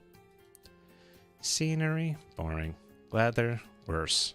Love life? Bad idea. I idly brush my hand against the window frame. It seems to breathe beneath my fingertips. Say, that's an idea. I reach my arms until they're touching either side of the car. Rui turns to me, questions weighing on her brow. What are you doing? Earthquake! My voice slips out unusually high and childish as I shove my body to and fro. Our car immediately begins to swing, creaking metallically beneath my weight. Rui pales and clings to her cushion. Stop that! Stop what? You know, if you shake it too much, we might fall. Fall? Like this? I feign crashing to the side, slamming into the car wall with more force than I probably should. Rui squeaks, instinctively reaching for me.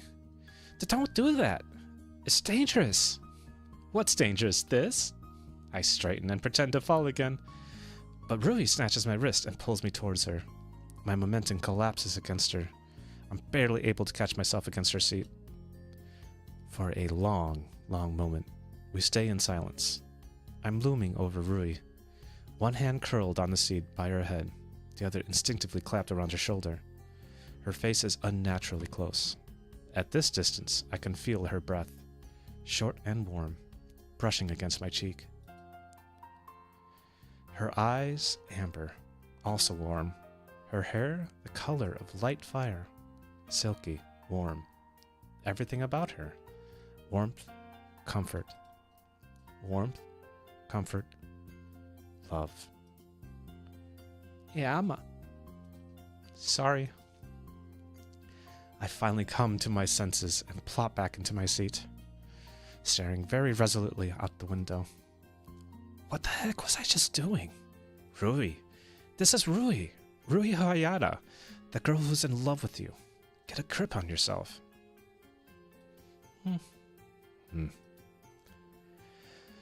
And now the silence is suffocating. So, in unison, we immediately pause, eyes cutting between the window and each other. You first. No, it's okay. I didn't have anything important to say. Me neither. Silence. Again. Do you? We stop again. Awkward. So awkward. What were you gonna say? Just, do you, like trees?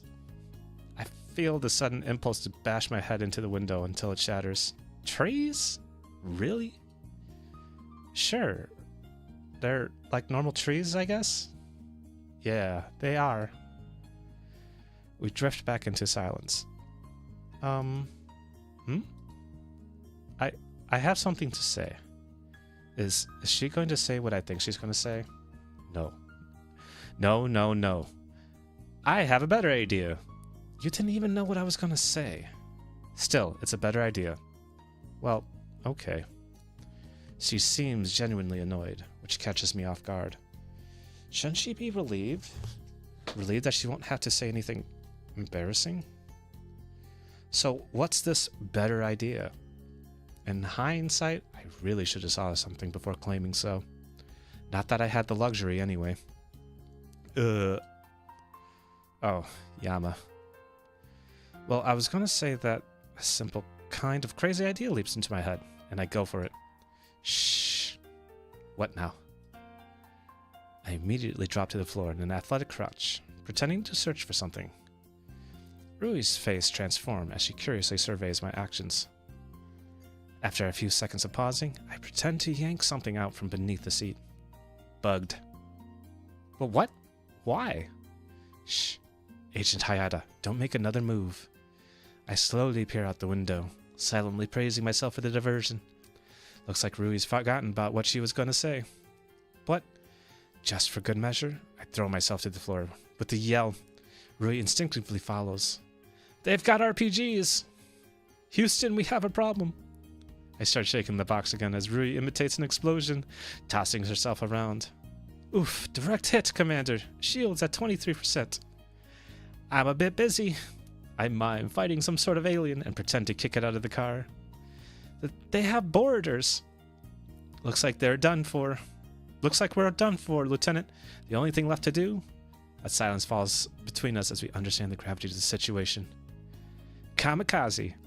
Let's give him one hell of a show. You got it, Commander. With renewed enthusiasm, she whips about, slamming her hands against the cushions. The car shakes with enemy fire, but she retains her focus. Stay on target! Stay on target!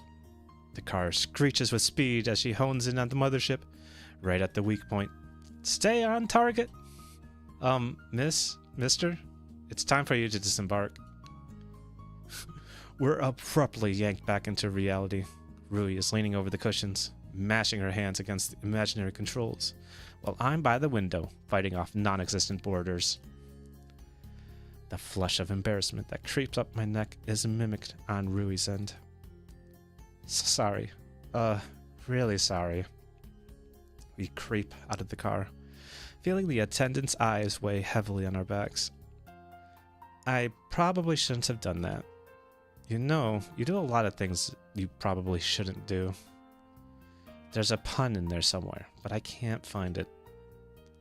We could ask Akira. She's the queen of puns.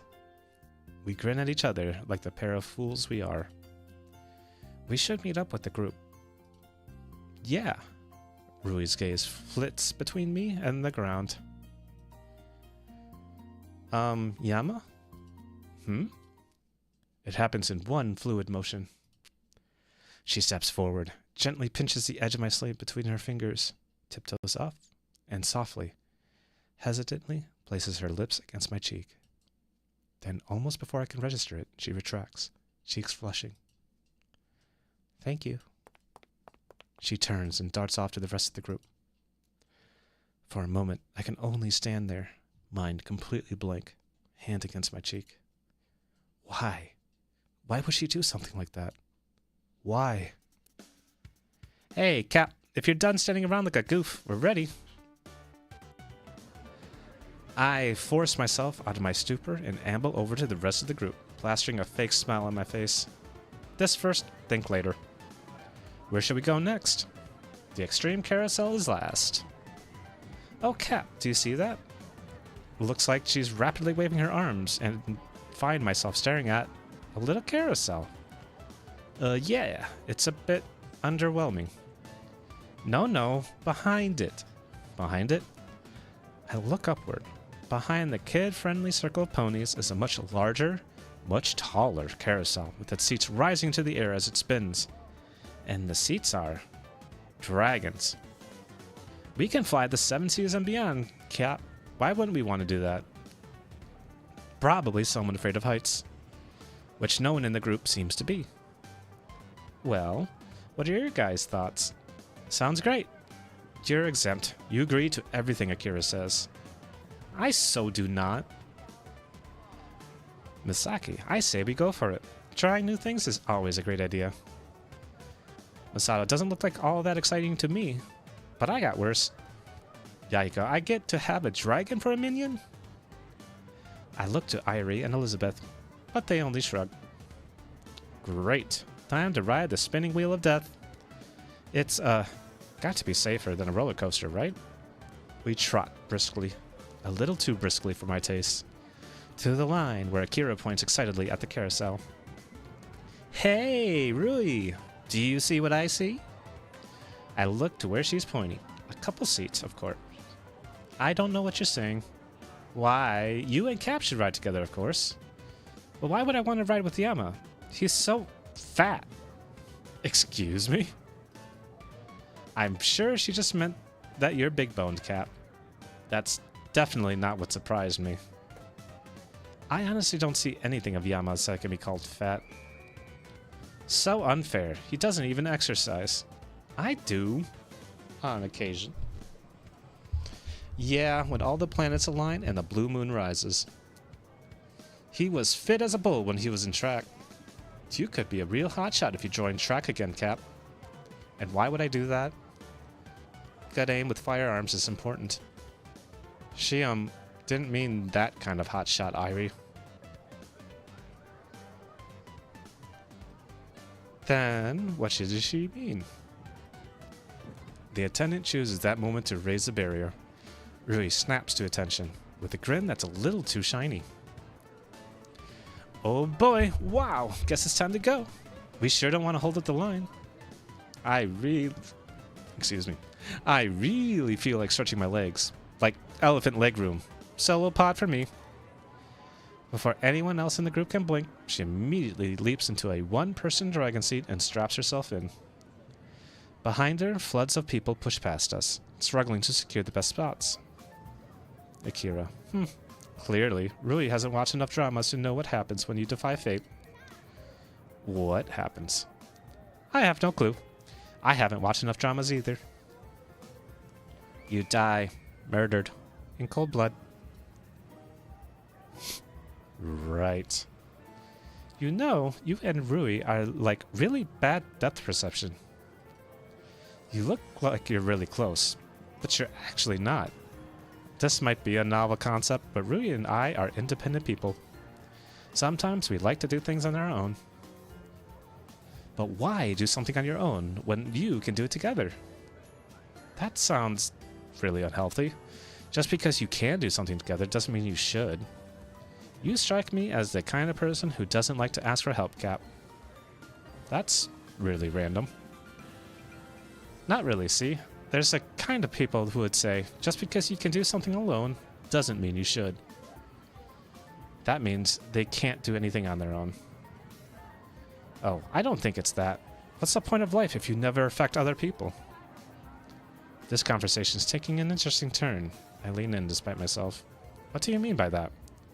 Well, if you live as a hermit in the Alps and you don't do a single thing, then the world would be the exact same whether you live or die. So shouldn't you always be looking to affect other people? Interesting. The crazy Akira has thoughts like these? You can end up having a negative impact, so no, not really. Think about the difference of impact between Stalin versus, I don't know, some random citizen who buys a homeless guy some coffee. But either way, Cap, that random citizen will still be affecting humanity. Doing everything alone seems lonely. I pause at that. Yes, it really does. Hey, you two might want to hurry up before all the seats are taken. We're on it, Highness. When I look up, I notice that all the solo spaces are occupied, leaving only a couple vehicles. Well, this should be pretty simple. Akira and I can ride together, negating the risk of putting up with some idiot stranger. Akira, which one do you want? We're boarding together? What? You'd rather be with a stranger? I always enjoy the opportunity to make someone's day a little more surreal. Usually, I'd believe her. But something about her seems unusually fidgety. Come on, I'm not putting up with some random kid who'll barf all over me. I hook my arm around hers and pull her to the nearest two-seater. A nice golden dragon with overly long lashes to make it look distinctly feminine. She promptly sits down, face completely blank as I strap the seatbelt over us. She doesn't say a single word, even when I'm done prepping the vehicle. What's wrong? On the contrary, what's right? Pardon? Nothing. She turns her head and stares resolutely out the window, so I can't see her face. I wait for her to start some random conversation, but she says nothing. Akira? No response. The attendant drops by our car and closes the door. She takes one look at Akira, one look at me, and raises an eyebrow. Girlfriend mad? She seems to be saying. I try to shake my hands in the universe. No, this is not my girlfriend.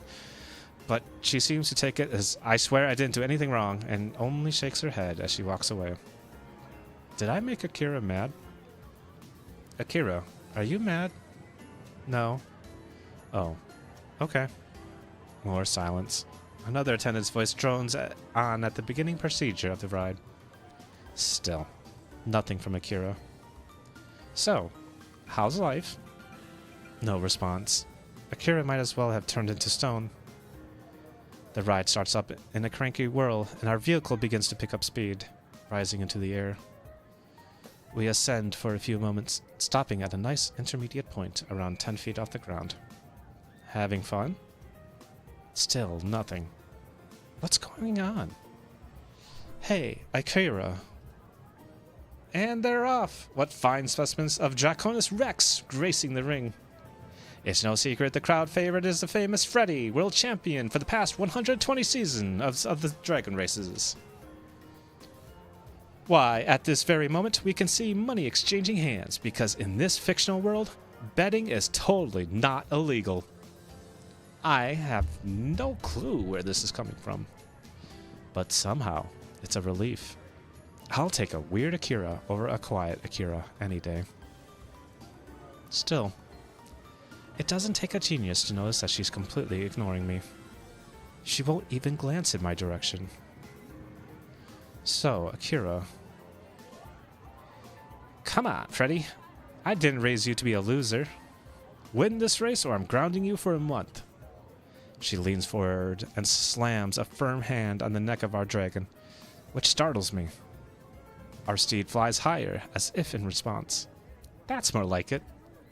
Show me that my life savings spent on JPDA certified grass-fed gluten-free organic carrots will pay dividends. Aren't carrots for horses? Some dragons are vegetarian. Are you mocking their dietary sacrifices? I really don't didn't peg you as such a dragonist person. What? You see, I am the esteemed Sir Angle, former trainer of dragons worldwide, where you are just insignificant little Sir Caraway. Why those names? I'm Angle, because I want to be an angel, but no matter how close I get, I can't.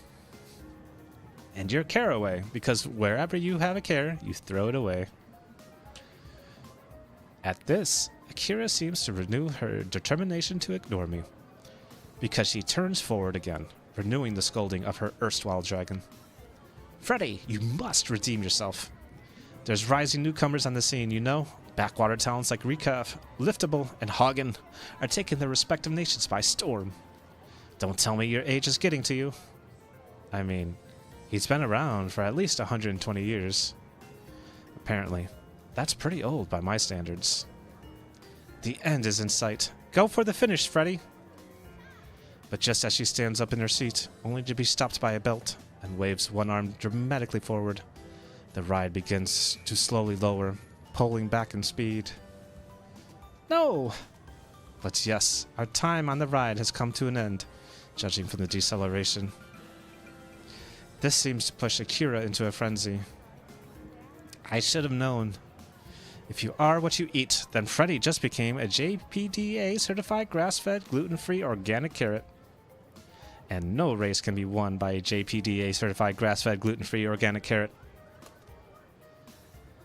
She still doesn't look at me, even as she unbuckles the seatbelt and jumps out of the vehicle. I barely catch her arm as she leaves. Hey, Akira, what's the big deal? You let go of that arm, Cap. She suddenly sounds very, very serious. I let go of her arm. You're avoiding me, aren't you? Avoiding your face is very different from avoiding you, Cap. What's that supposed to mean? It means that it's time to meet up with the others. She bounds away before I can stop her. Great. Guess I have to follow along. The rest of the group has reconvened by the map, some noticeably more thrilled than others. One moment. Do, do, do, do, do.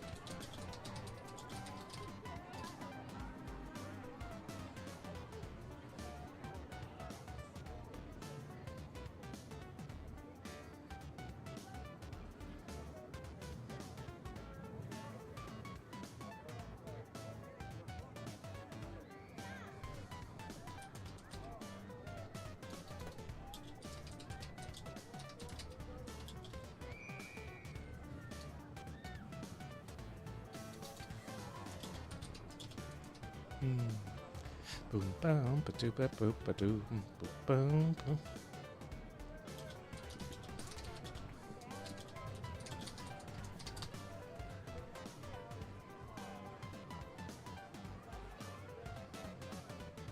Boop-doom, ba-doo, boop-boop, ba-doo. How was it, Rui, being in a pod by yourself? Oh, not you too, Mickey. Akira, how was it for you? Me? Oh, Yahiko, well, I had fun. I sat in a pod with this kid who I convinced to check out Go Vermecker. Yeah, I'm sure it was good and all, but why don't we do something more exciting? The clamor of the group is starting to get to me, so I focus on Masato's statement. What do you suggest we try? You pick something, man. Thanks. Delegation at its finest. Right. Guess it's time to take another look at this map. Before I can decide on another attraction, a ringtone cuts through the silence. Masato sheepishly digs his phone out of his pocket.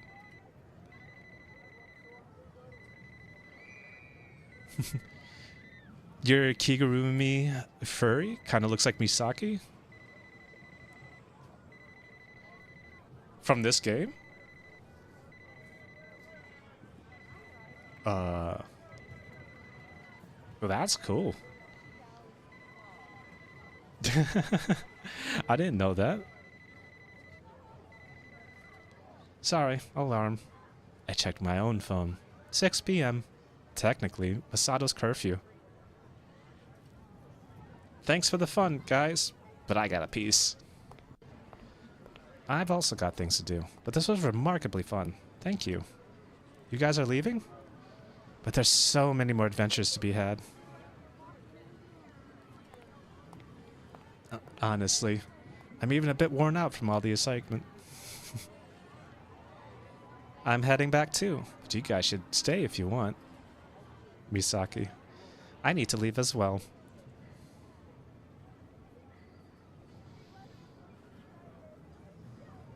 Right, I remember now what Kigurumi means. I'm not used to saying that, but it has the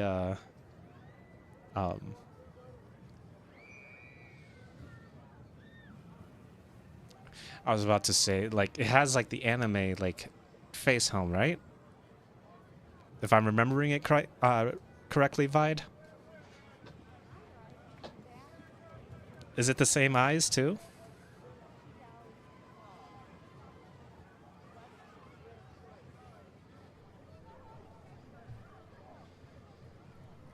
Misaki, I need to leave as well. Both of you? It's okay, Rui. We just have to make up for their ticket costs. Surprisingly, Rui turns to Ari with a smile. Want to try the roller coaster over there?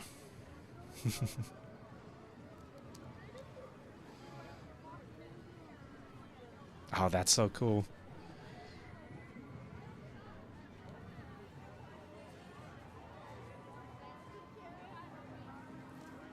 Want to try the roller coaster over there? Okay. We exchange quick farewells before Rui, Airi, Akira, and Yahiko race off to a serpentine roller coaster in the distance. I split ways with the others at the academy dorms and head to my apartment.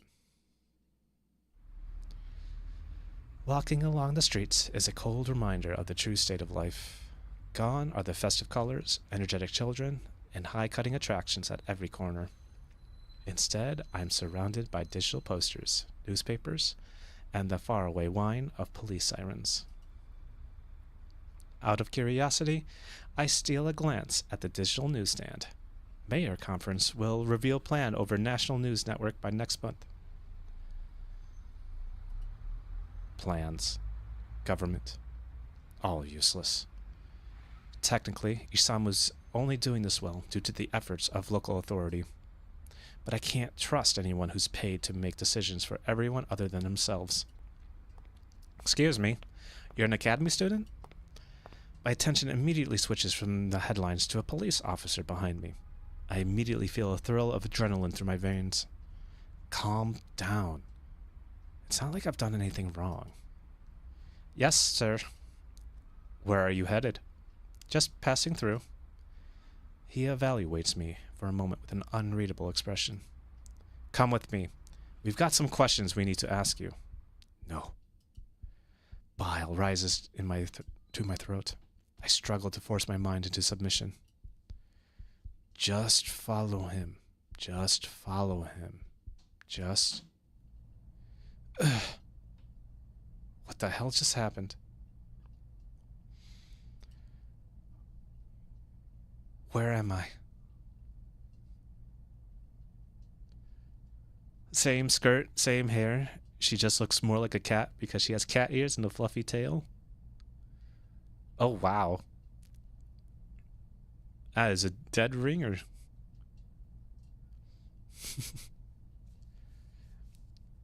I can see it though. Misaki does look really adorable. God, I almost want to see a photo of that.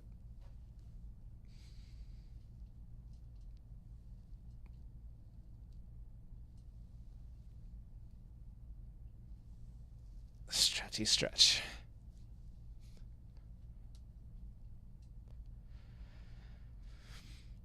Where am I?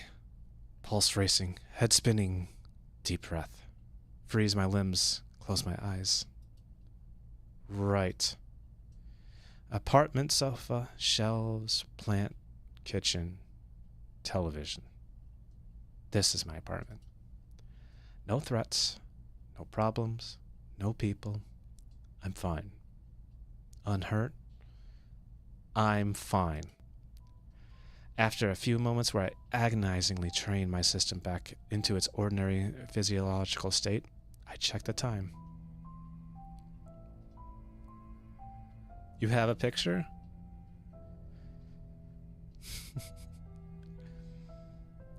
That's awesome. Yeah, I think everyone would love to see it, Vide. You're on the Discord, right?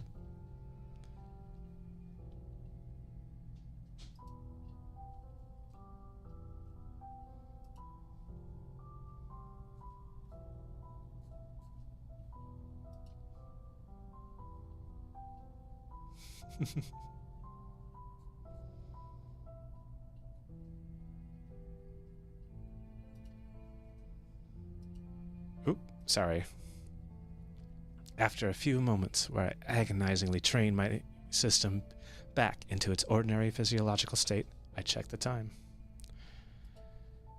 9 p.m. 3 hours gone.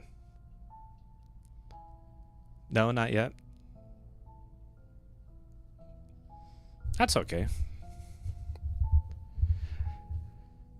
I share the same Discord with Skojo. We have kind of built together, but a lot of people that you see here talking on Twitch have already joined. So, if you want to join, go right ahead. But I'm not gonna like force you if you really don't want to. So.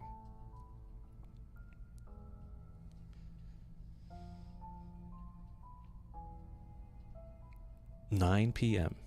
3 hours. Gone. I suffocate the returning sense of panic, rifling through my phone. No new messages. No phone calls. Incoming or outgoing. No emails or new appointments. In other words, no idea of what I've been doing or who I was. Why is it back? It should be gone. I thought it was over. Stop. Calm down. First, my present state. No injuries. I'm full, too, so I guess I ate dinner?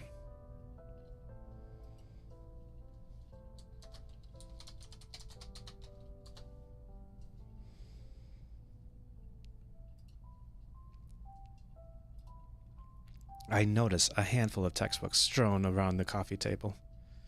Was I trying to study? They're definitely my textbooks.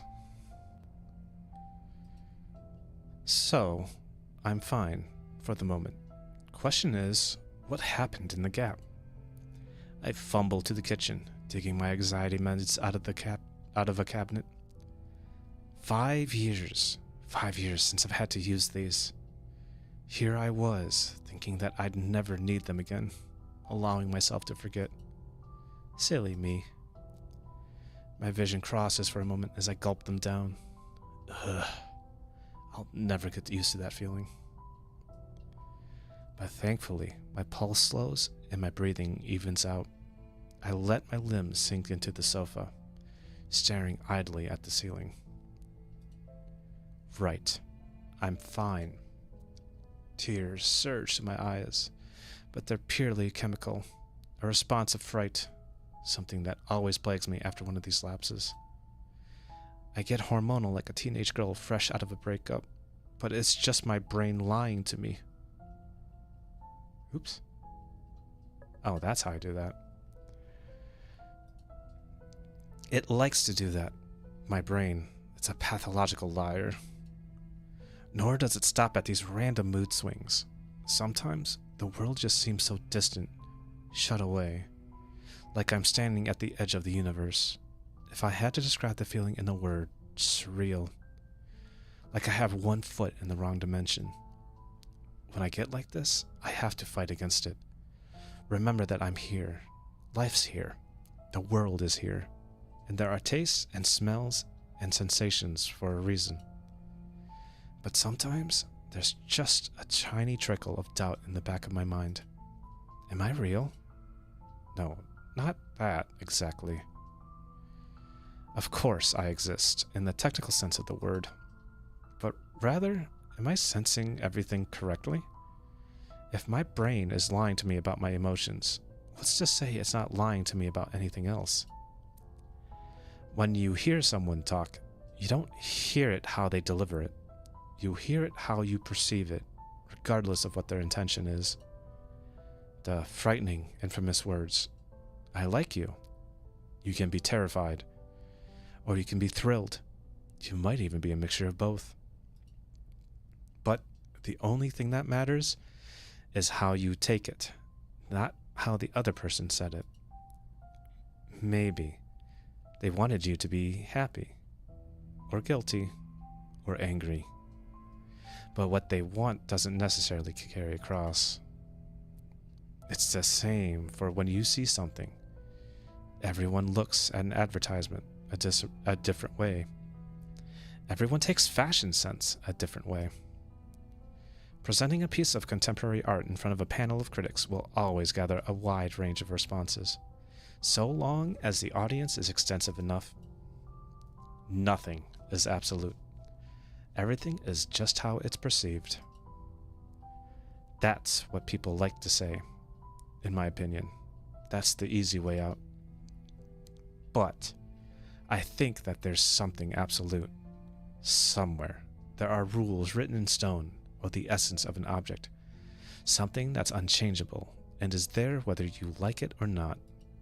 And yet, if there's something absolute, then some people in their perceptions are right, and others are wrong. What if I'm wrong? What if everything I sense is a lie?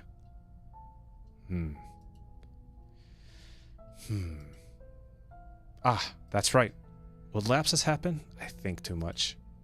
My former therapists like to say that I'm just trying to ground myself, re-solidify my values, remember who I am.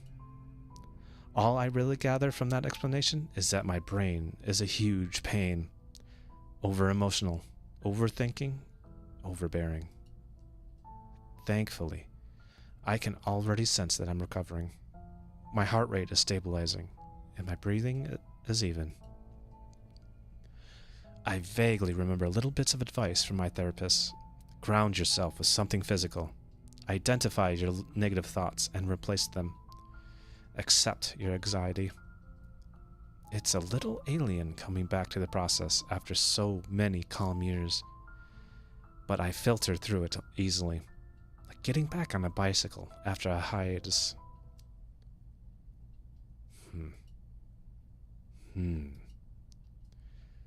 Good. Looks like the spell's passed. I better get to bed. Sleep is the fastest way to recover my memories, welcome or unwelcome. For your cooperation, Mr. Ishimoto, would you like one of us to escort you back? I'm fine, thanks. Very well. Be sure to notify us immediately if you notice anything unusual. I will. What possessed me to buy so many groceries? Something doesn't taste right. How did Rui make it again? Got stopped by the police. What for? Public disturbance? I was behaving myself, thank you very much. Uh-huh, sure. They just asked me if I saw anything out of the ordinary at school. What did you tell them? I hadn't, but I'd keep my eye out. Wow, such a tame response. I listen to anyone who has the power to put me in jail. Sure you do. Look. What? It's just, I'm not going to be around all the time to watch out for you. You don't need to. No, I'm going to be gone tomorrow, okay? For the morning. What does that have to do with anything? Just, don't be an idiot. Oh, wait, I guess that's impossible. You're in a weird mood.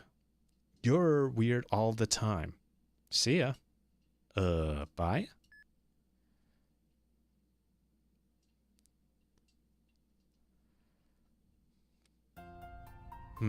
Time to rise and shine. Sleep is a marvelous thing. Everything looks brighter after a good night's rest. And sometimes, when you have random memory lapses, you get to recall events that you were once forced to forget. For example, the police investigation. Thankfully, it didn't look like anything unusual.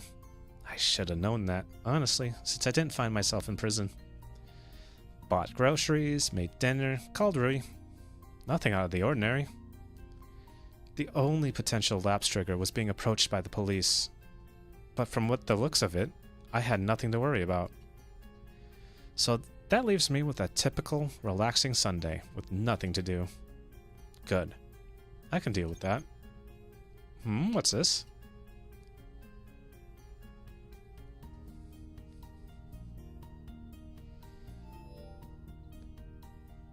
What the? Crimson Crusade? Who's that?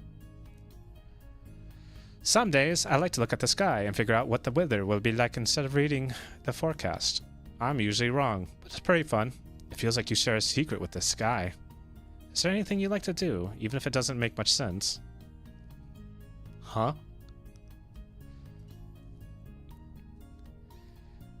Sorry, I think you have the wrong address. I'm just about to stuff my phone in my pocket, but immediately lights up again. I don't think so. What's your name? Right. That's not sketchy at all. My name is Guru Kapolti, and I am an obese mountain troll who dines upon the flesh of humanity. This time, my phone remains silent for a while. Satisfied? I lower it. Really? I see. Why do you own a smartphone? The heck?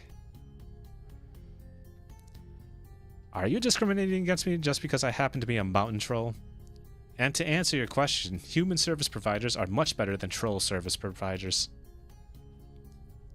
What am I even saying?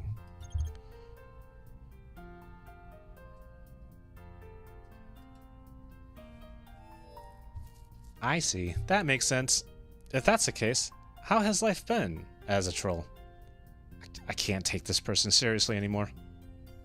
I tossed the phone on the table without replying, cramming more cereal into my mouth. What a weird individual. Even if it was kind of fun that they played along. What is it now?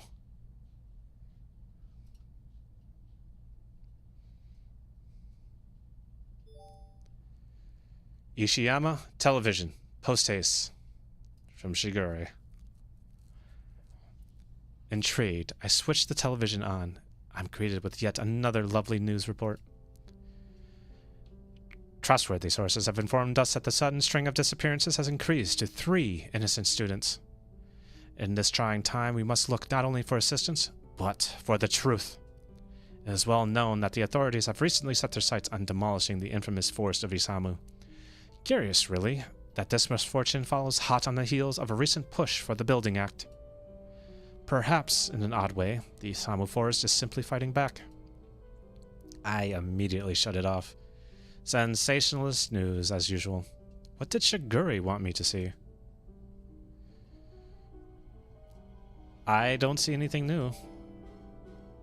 You never see anything at all. Look harder. This woman. What's up with her?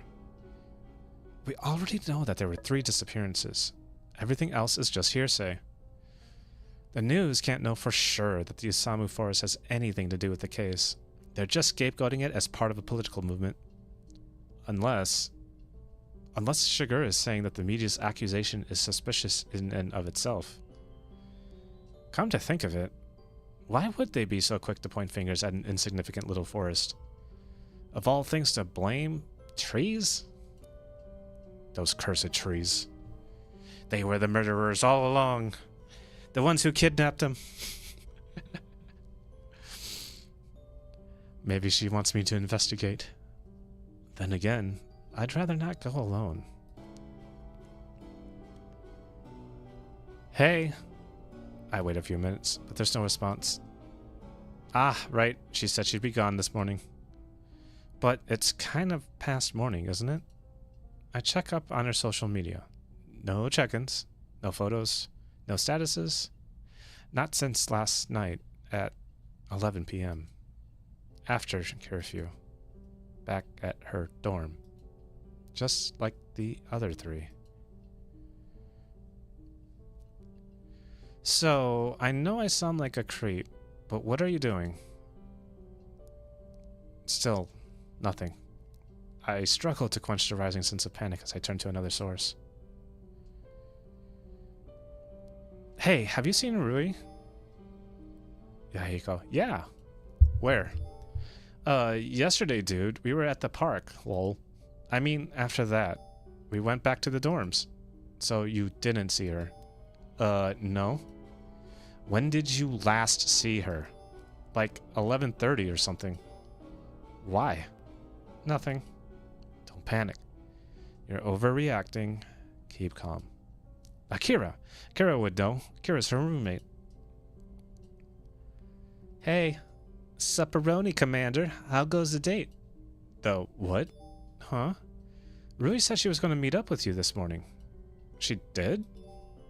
Yeah, she seemed super excited about it, too. She was gone by the time I woke up. So, you guys having a great time? Wait. She doesn't know?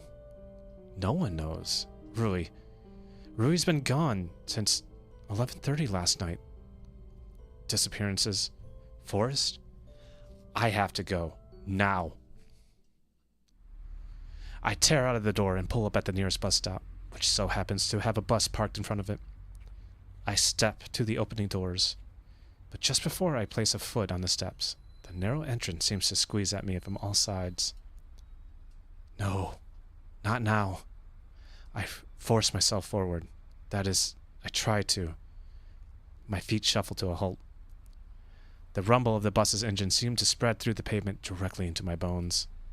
Look, kid, are you getting on or not? I'm working on it. My response is just as snappish as his question. Well, why can't I just put one foot in front of the other? I have more important things to worry about. I need to get to the forest. I've got a route to take, so the doors are closing in. I suck in a deep breath, close my eyes, and throw myself into the bus, shakily pushing my phone against the toll scanner. I don't open them, even as I rush into the nearest seat, groping for a handhold. Yeah. The doors close, and the bus rattles to life, charging down the street. I should be fine. No, I would be fine under normal, ordinary circumstances. If I was with my friends, or if my nerves weren't on edge, or if I wasn't worried about the disappearances. No. There's no use for wishful thinking. I have to keep myself under control. I stagger into the forest when my mind is still spinning. The forest is blocking me on every side as I thrust through the beaten overgrowth. I'd always thought that the government was exaggerating when they didn't want to demolish this place due to bad luck. But now that I'm actually in the midst of it, I can see where they're coming from. I'm not the superstitious type. Never have been, never will be. I take what I see and smell and feel with my own senses. Hearsay is secondary. Emotions are untrustworthy. But there's nothing to rely on. Not out here, where everything is wild and flourishing, full of garish color and foreign textures. Some tree sap rubs off on the sleeve of my sweater. It slowly molds from red to green to blue and back, like a chameleon made out of honey. That's not normal, is it? Guess I wouldn't know what normal around here. It's not exactly a place I would choose for a leisurely stroll. From the moment I entered this place, I was under the impression that I stepped into a world where the laws of physics were different.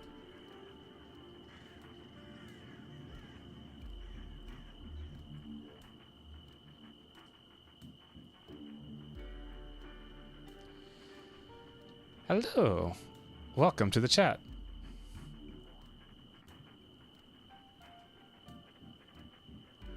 Gravity is heavier. The air is more resistant. Energy seems to sap away into nothingness in favor of being recycled. It's a ridiculous thought, my mind, which has had to cram an unfortunate number of facts about physics and geology and astronomy and biology, knows this. But why does such an irrational thought seem to be so appealing? The Isamu Forest, a dense segment of arboreal terrain that's been untouched for decades. When Isamu was growing, the solution seems obvious. Cut down a good part of it to allow room for a new residential areas and corporate buildings. A rational idea, an agreeable idea. So they started demolition with a team built of ordinary, competent individuals, ready to do what they've been doing for years. Except, when they entered the forest, everything went wrong. In the span of a single day, the group of demolition experts deteriorated into a ragtag bunch of fleeing victims, each claiming a story more ridiculous than the last. A went crazy and killed B. The bulldozers became possessed and started trashing the equipment. Aliens dropped down from UFOs and lasered the charges. The thing was, only half of them had come back alive. Of those half, not one was declared sane. They were all sent to asylums, where they wasted away until their death. It was the gossip of the town, the equivalent of an internet sensation, the Bermuda Triangle of Japan. What glorious entertainment. A lovely horror story to tell at slumber parties, a stock moral warning for environmentalism, a feast of fodder for the tinfoil hat conspiracist. After all, humans are endlessly fascinated by the misery of others. Over time, the thrill died down. Nothing out of the ordinary was captured on footage. People stopped visiting the area. The wrath of the forest was just another urban legend. But after I researched the event in middle school, after I found that it was a true story, it lurked constantly in the back of my mind. If something was just a group of trees, it couldn't hold that much power, could it? Shouldn't there have been at least one rational soul? Someone with a better grip on reality? The only answer to that question is if there really was no way to withstand insanity. Whatever happened to those decades ago, it drove 100% of a large group out of their minds. That's a definite success rate. What's to say it won't do the same here and now? I stumble around the broad trunk of a towering tree, my eyes roving through the gnarled basket weave of spindled branches. What am I looking for? Wait, what am I even doing? Why am I even here? I take a moment to close my eyes. Deep breath. Ground yourself. What I am feeling? What am I smelling? What's that? I pause abruptly, scared to take another breath. Now I'm just being stupid. So I breathe deeply. The air is warm and thick, sliding down my throat with a mixed taste of chocolate and iron. It leaves a sweet residue on the back of my tongue. Trapped. It's the first word that comes to my mind, extracting a reflexive stab of panic. You're trapped. My fingers tremble as I reach out to the trunk to steady myself, but they only land on some sticky, milky substance. I quickly pull away, but the tree emits a sickly slurp. Nothing to hold on to. No, I've got to keep calm. I've got to think. Someone's depending on me. But who? Who's depending on? Shigure? Shigure wants me to... No, wait. Someone needs my help. Someone... Rui! Rui has been gone since last year? Yesterday? yesterday. Rui was gone, and today, Rui was gone, and she might be gone forever. You're alone. I roughly shake my head to dispel the fog in my mind. Rui is depending on me. If Rui was kidnapped, would she even be in the Isamu forest? Why am I? Oh, Shigure's task.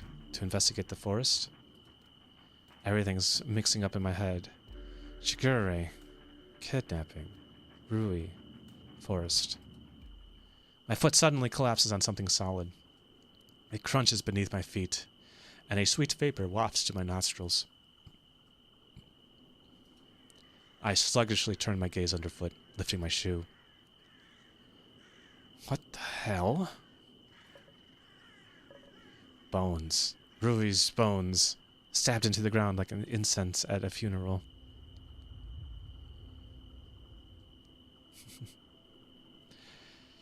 Talk to you later, Vide. Thank you so much. Yeah, if you need help with Discord, just let me know. I can help steer you in the right direction. You do have to click a reaction on the information page. When you do that, you should have full access. It's basically agreeing to the rules.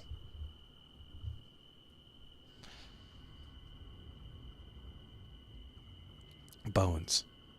Rui's bones, stabbed into the ground like incense at a funeral. They open their mouths. They start laughing. Their cackles grate at my eardrums, freezing my veins from the inside out. Late, late, late. No.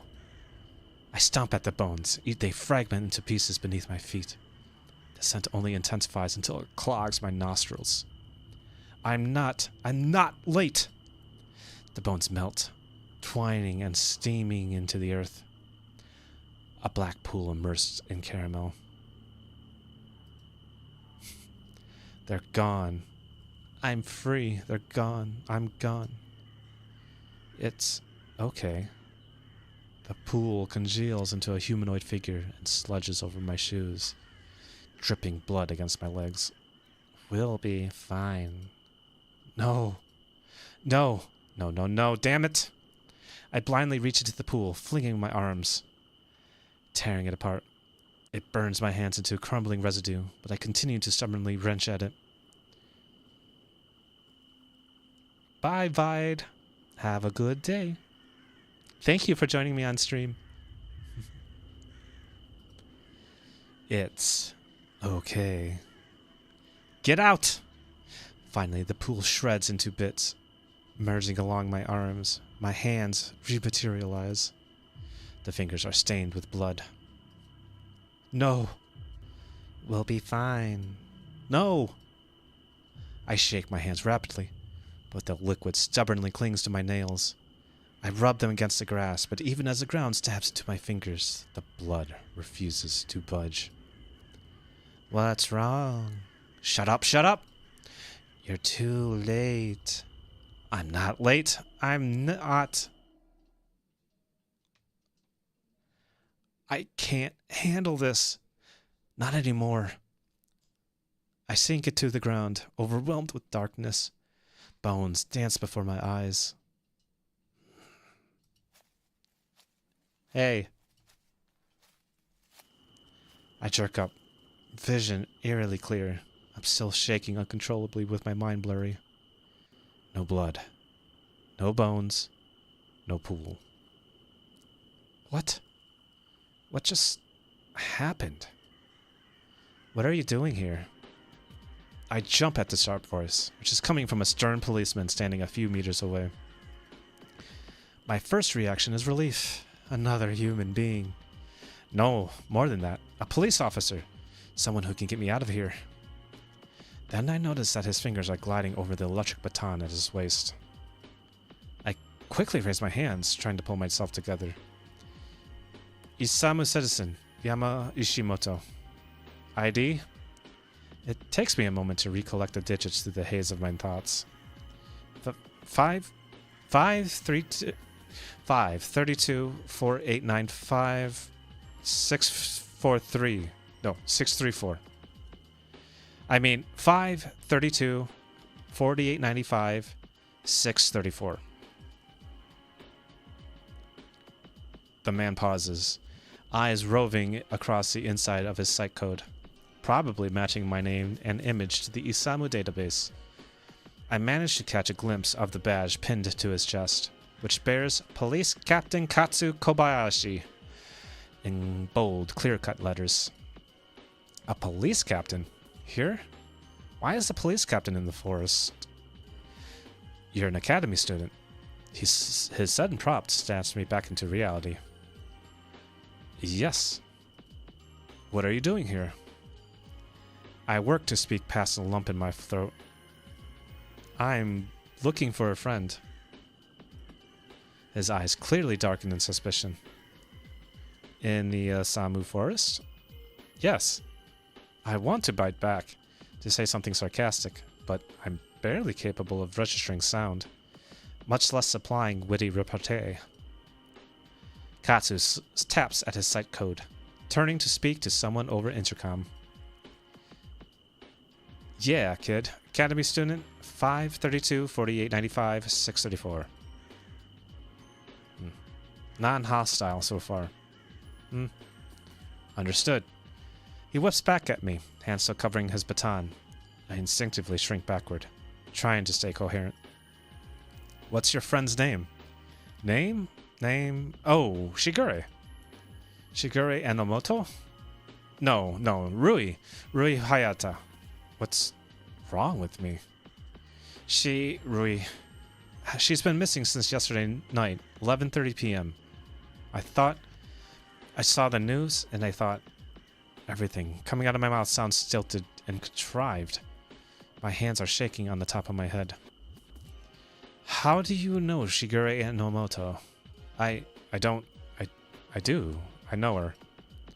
Yes, so I gathered. How? Case, witness, something. He touches the lip of his site code, then frowns. You're not listed as a witness for any cases within the past 5 years, much less under Shigure Enomoto. Panic bubbles in my stomach and out of my mouth. Assistant, I'm her assistant. You can ask her.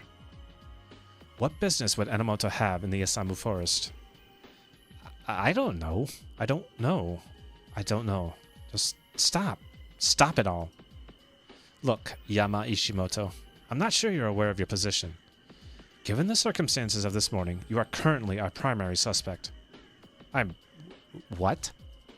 He snorts in disbelief, but pauses, his attention suddenly turning to his site code. Superintendent, I believe that... Unverified. Hence my suspicions. Remarkable. Understood, sir. He looks to me, eyebrows set in clear distrust. Enomoto has substantiated your claim. You are cleared. Regardless, you must vacate the premises. My head is still spinning. There's so little that I understand. Primary suspect? This morning? Vacate the premises? What's going on? Simply put, you are standing in the midst of a crime scene without clearance, so get out. My body acts before my mind does. I instinctively rush away without a word, walking on autopilot. Crime scene? The forest was a crime scene? And I was in the middle of it? Did they find a body?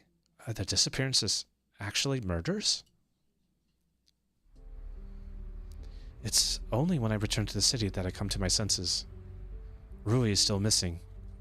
Furthermore, I didn't even learn anything useful from the Isamu forest. Nothing close to what Shigure insinuated I might learn.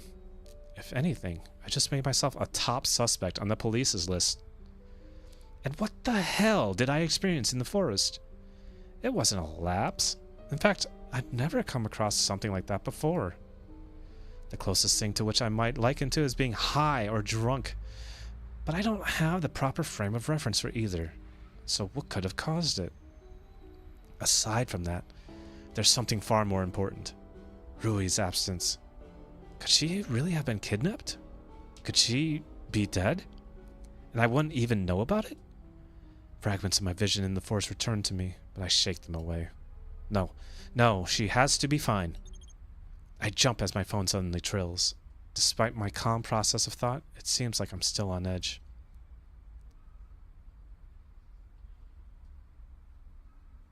Whew. Akira, Rui's just returned to home base. Thought you'd like to know. A sigh of relief passes my lips. Rui's fine. No disappearances. No kidnappings, no murders. Well, that was anticlimactic. Still, where has she been? Why didn't she tell me that she was okay? Hey, what's up with all the spam? I told you I'd be gone all morning. Anger burns through my veins as I jam my phone in my pocket. Spam? Does she know what I've gone through this morning? One little text. That's all I needed. I'm fine. I'm okay. Heck, even go back to sleep, Yama. No, it's not her fault. She did say that she would be gone all morning. Damn, I'm a wreck. Now what?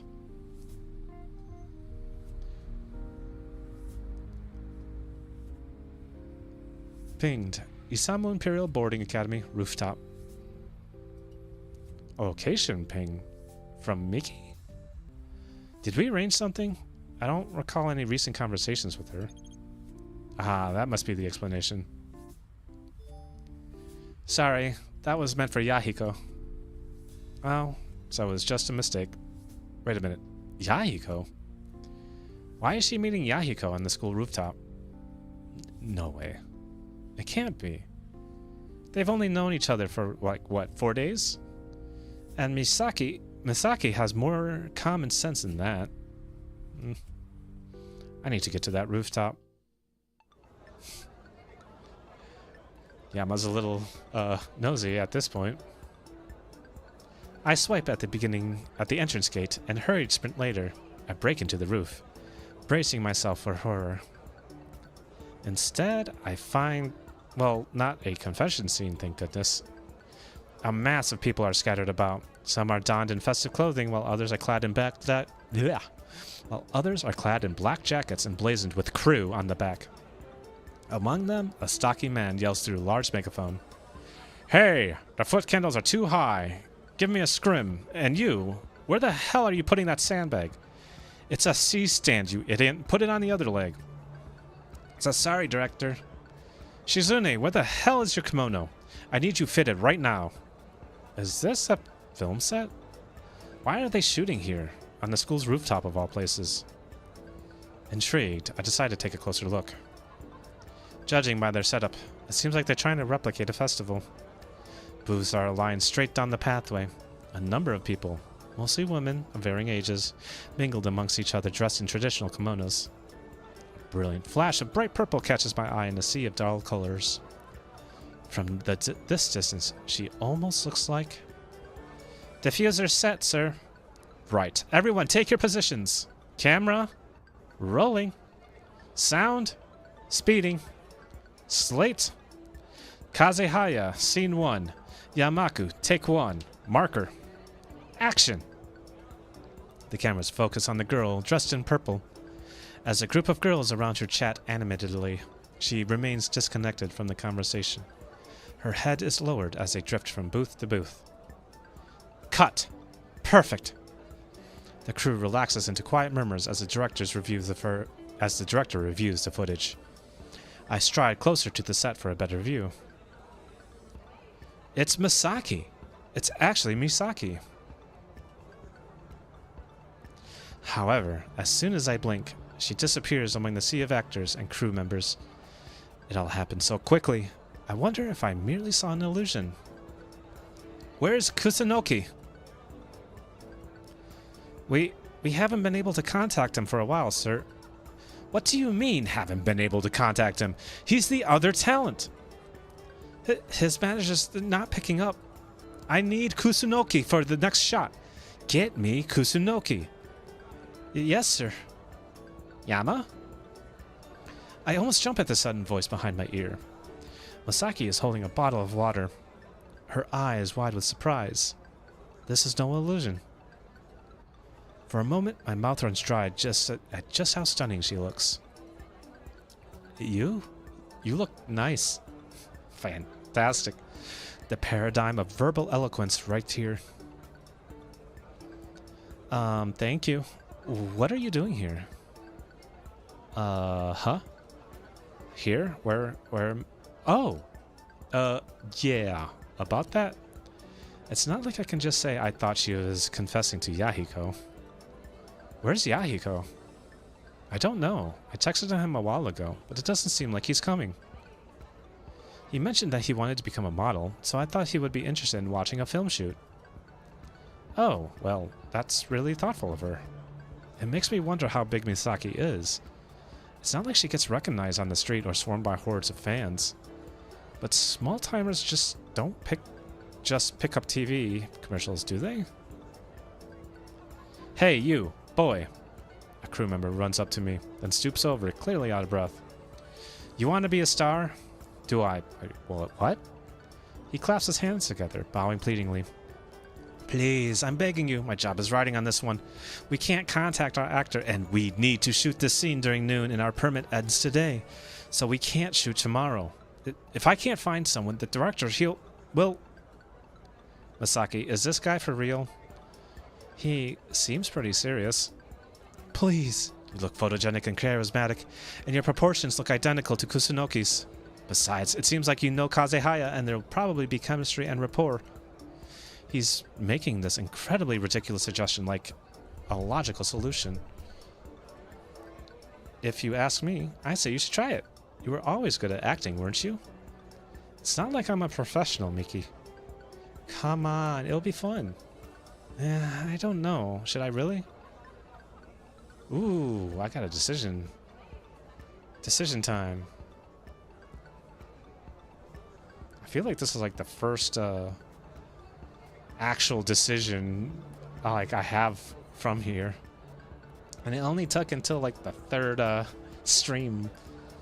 And mostly through the stream too for it. Ooh, let's see.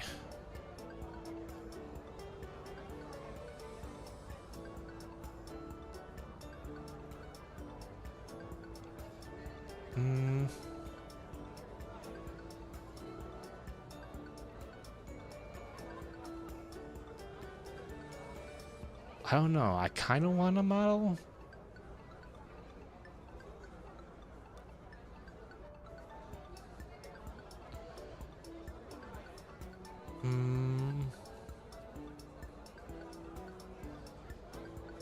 I feel like this is also like if I wanted a relationship with Misaki.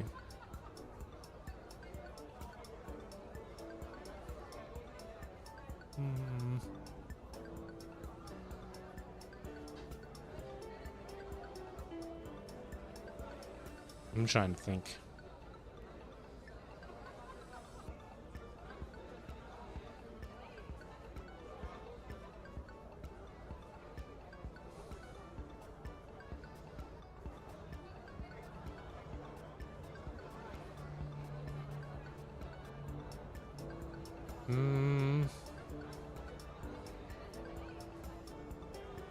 I'm just thinking.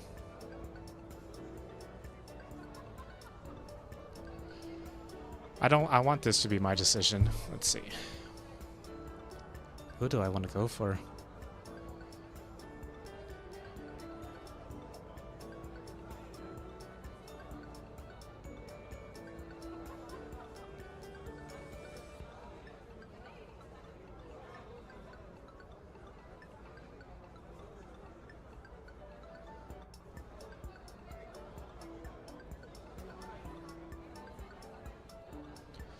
Let's see. I'm not a fan of Kira. I'm not necessarily a fan because like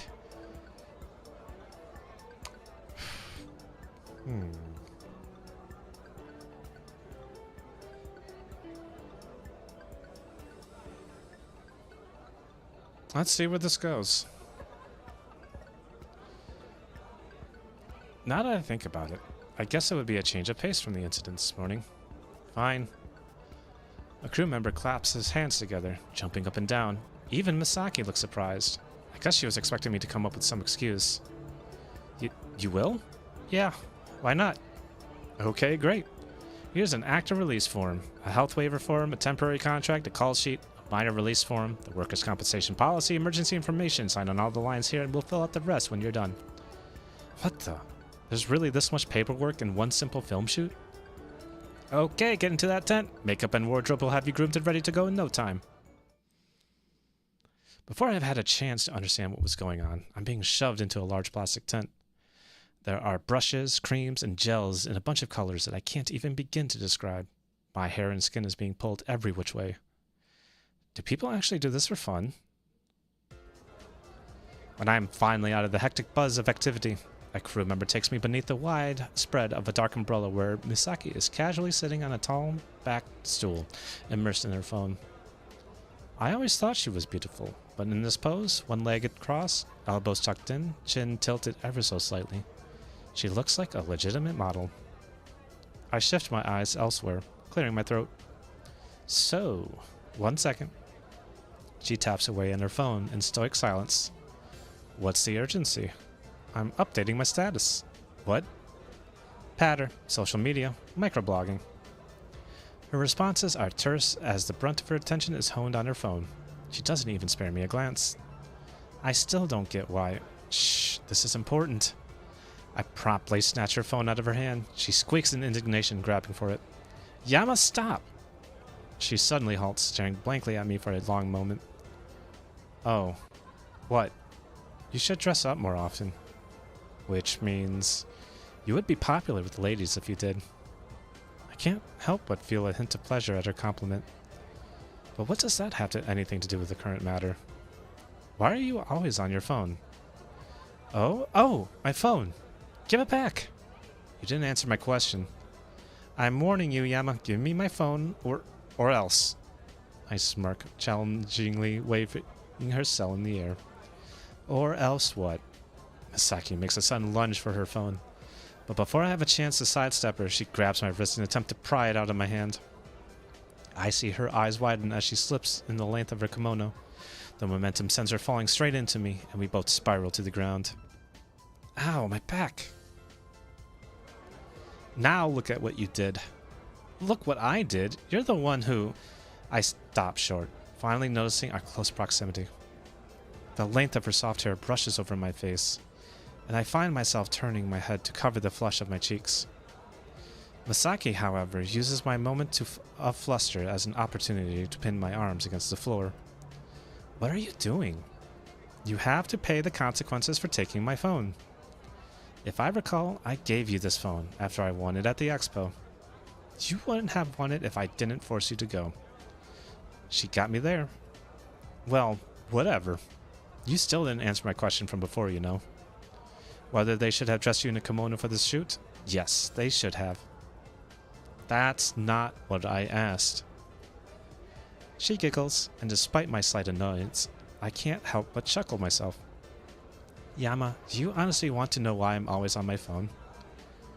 I stop at the sudden tilt in Misaki's voice.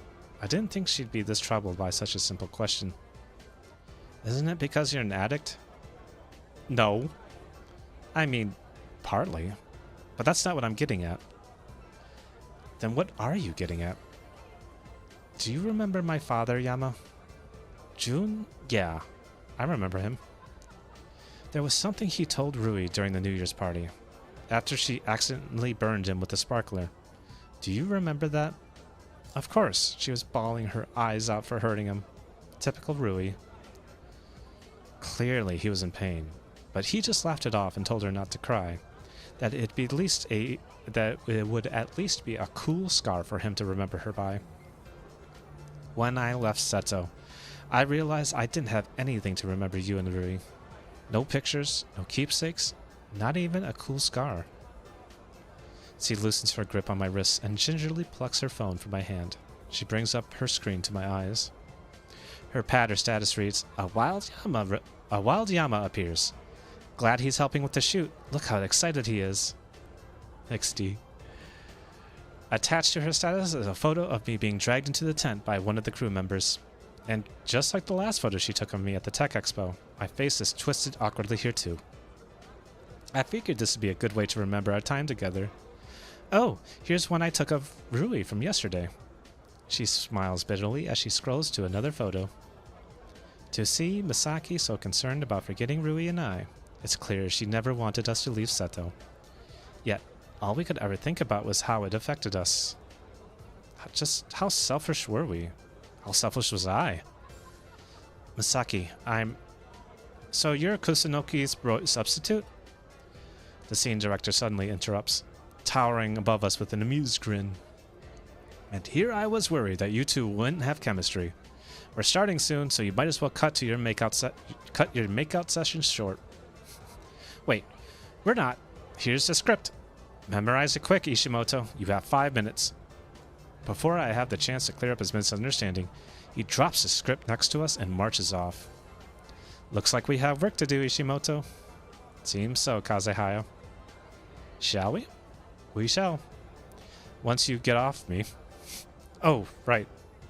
Misaki quickly unmounts me and dusts off her kimono. I hurriedly glance over the script as the director continues barking orders at the rest of the crew. From what I can gather, the commercial is advertising a line of kimonos. I'm not sure what I was expecting. Apparently, they're trying to emphasize the fact that their dresses are more vibrant and unique compared to others by having the main lead, Ryu, spot his close friend, Reika, in a large festival. It seems the two friends are at odds after Ryu discovered that Reika would be moving away the next day. The scene highlights his apology for being angry at her. And then they... Ishimoto! I jump at the sudden call of my name. I need you and Kazehaya to take your places. Oh, crap. I haven't finished reading the whole script yet, much less had the chance to memorize the lines. Before I can react, we're both already being ushered into position by the crew member. Okay, quiet on set. Camera? Rolling. Sound? Speeding. Slate? Kazehaya and Ishimoto scene 2. Yamaku take 1. Marker. Action. For a moment, I remained there, frozen in place. I was able to remember some of my lines, but it looks like I'll need to ad-lib the rest. I think I've heard most commercial actors do it all the time. But then again, I'm not a commercial actor. Before the director has a chance to scold me for stalling, I will my legs to move forward through the crowd anyways. Reika, where are you? I call out shakily.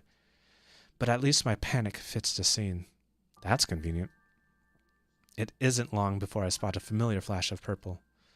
I rush towards it, cameras following my every movement along the way. Reika! Misaki smoothly turns to me, hand over her mouth in surprise. I double over, pretending to be more out of breath than I really am. Whether it seems believable, I haven't a clue. Ryu, what are you doing here? I draw myself up, looking her straight in the eye. I'm so glad I found you. Why are you here? I thought you never wanted to see me again. I'm sorry, Reika. My mind goes blank. What comes next? I have no clue what to say, so I decide to spew out whatever comes to mind. I was afraid.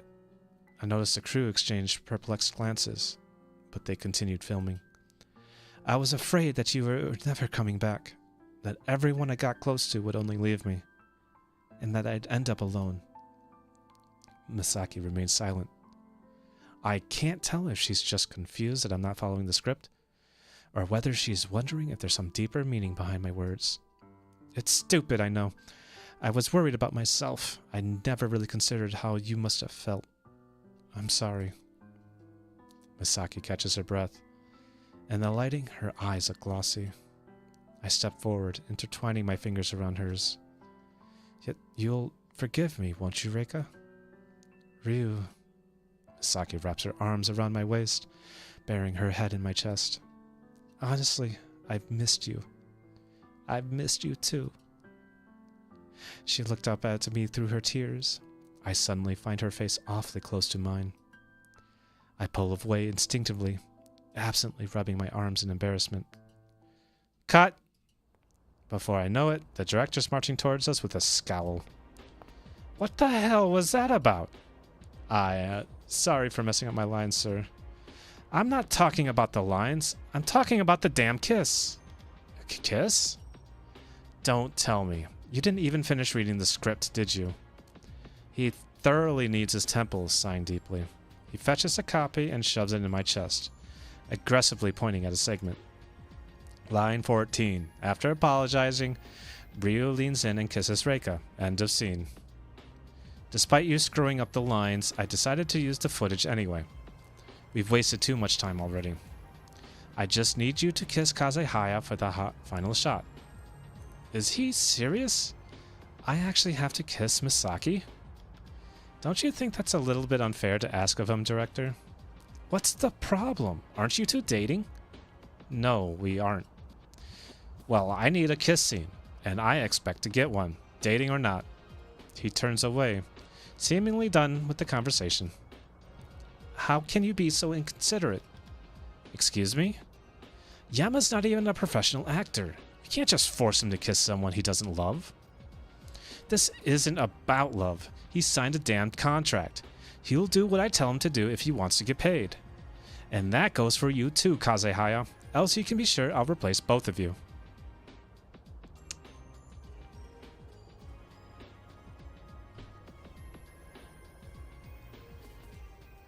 I am confused about these, whatever these are.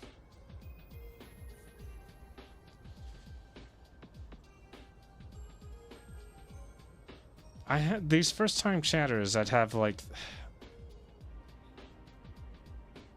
an at something. I have no idea what the hell that is. But that makes me extremely suspicious of what it is. This isn't the first time I've seen that. And your names look like a goddamn like random generated bull.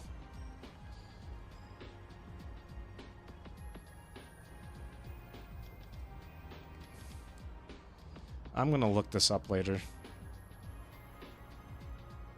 I don't know what that is. But I feel like I should be banning you.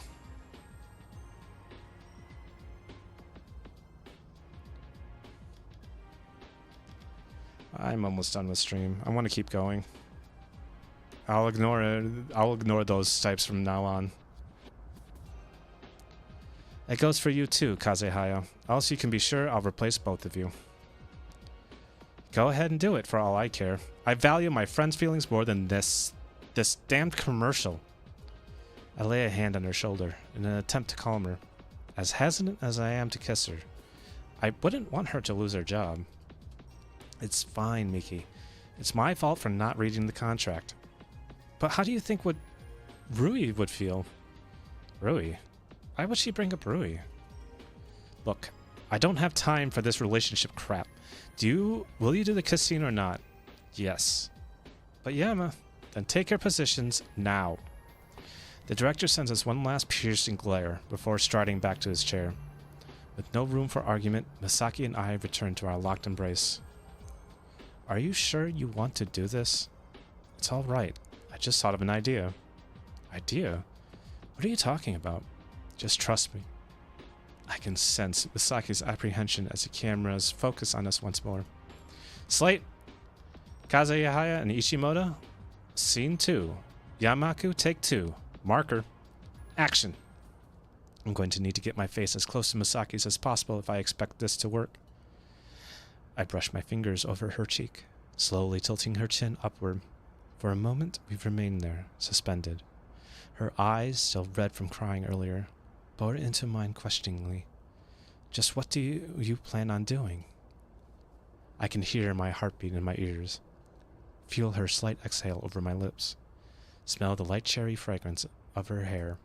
I close my eyes, drifting closer. And when we're only a few hairs apart, I discreetly move my thumb to her lips. Misaki exhales sharply, stiffening at my touch. I almost retreat my hand, afraid that I hurt her, but she only tightens her grip around my waist to prevent me from moving. God, this is so awkward. Cut! Good enough. Take 5, everyone. As the crew settles, I instantly draw back, releasing her. That was a stage kiss, wasn't it? Why didn't you tell me you were going to do a stage kiss? Would you have preferred a real one?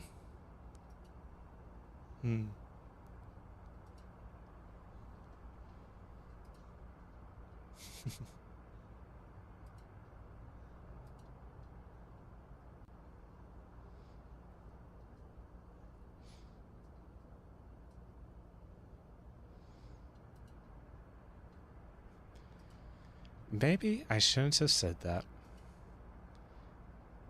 Before I can cover up my faux pas, a crew member jogs over to us. Ishimoto, right? Thank you so much. You totally saved my hide right there. Huh? Oh yeah, no problem. If you wouldn't mind, we still have some papers you need to sign. And the director would like to discuss your pay. Sure. As the crew member leads me away, I give Misaki a departing wave.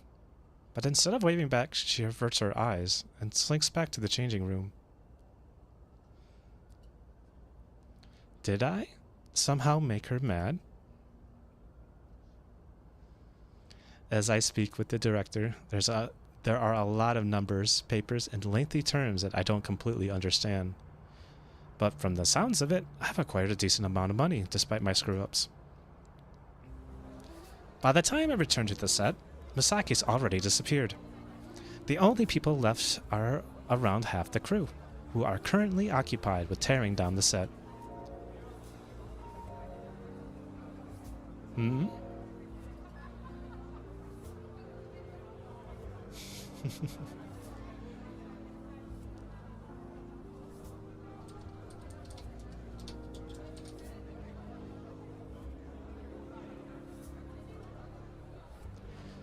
Yama, hello?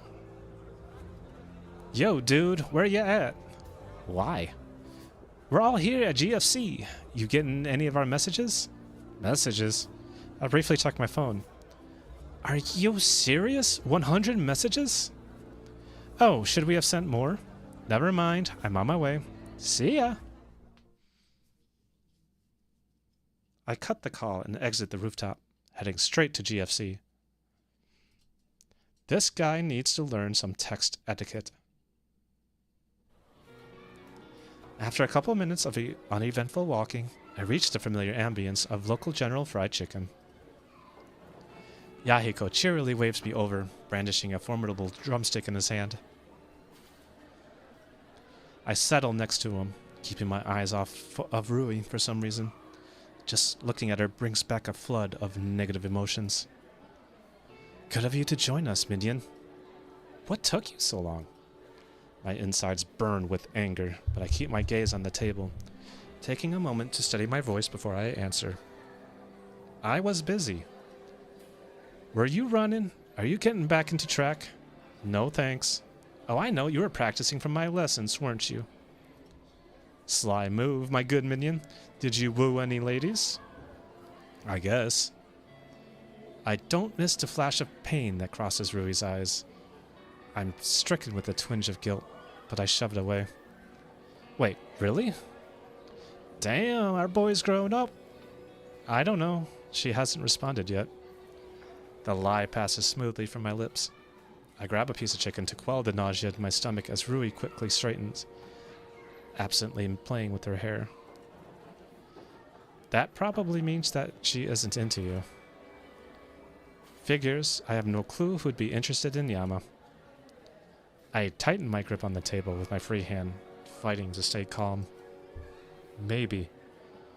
There's no reason for a girl to wait if she's interested, right? Right. If she liked me, she would have told me right away. Exactly. Damn it. I'm a jerk. Whoa, what happened to my, stream? I know. It's lagging. Okay, it seems like it's recovered.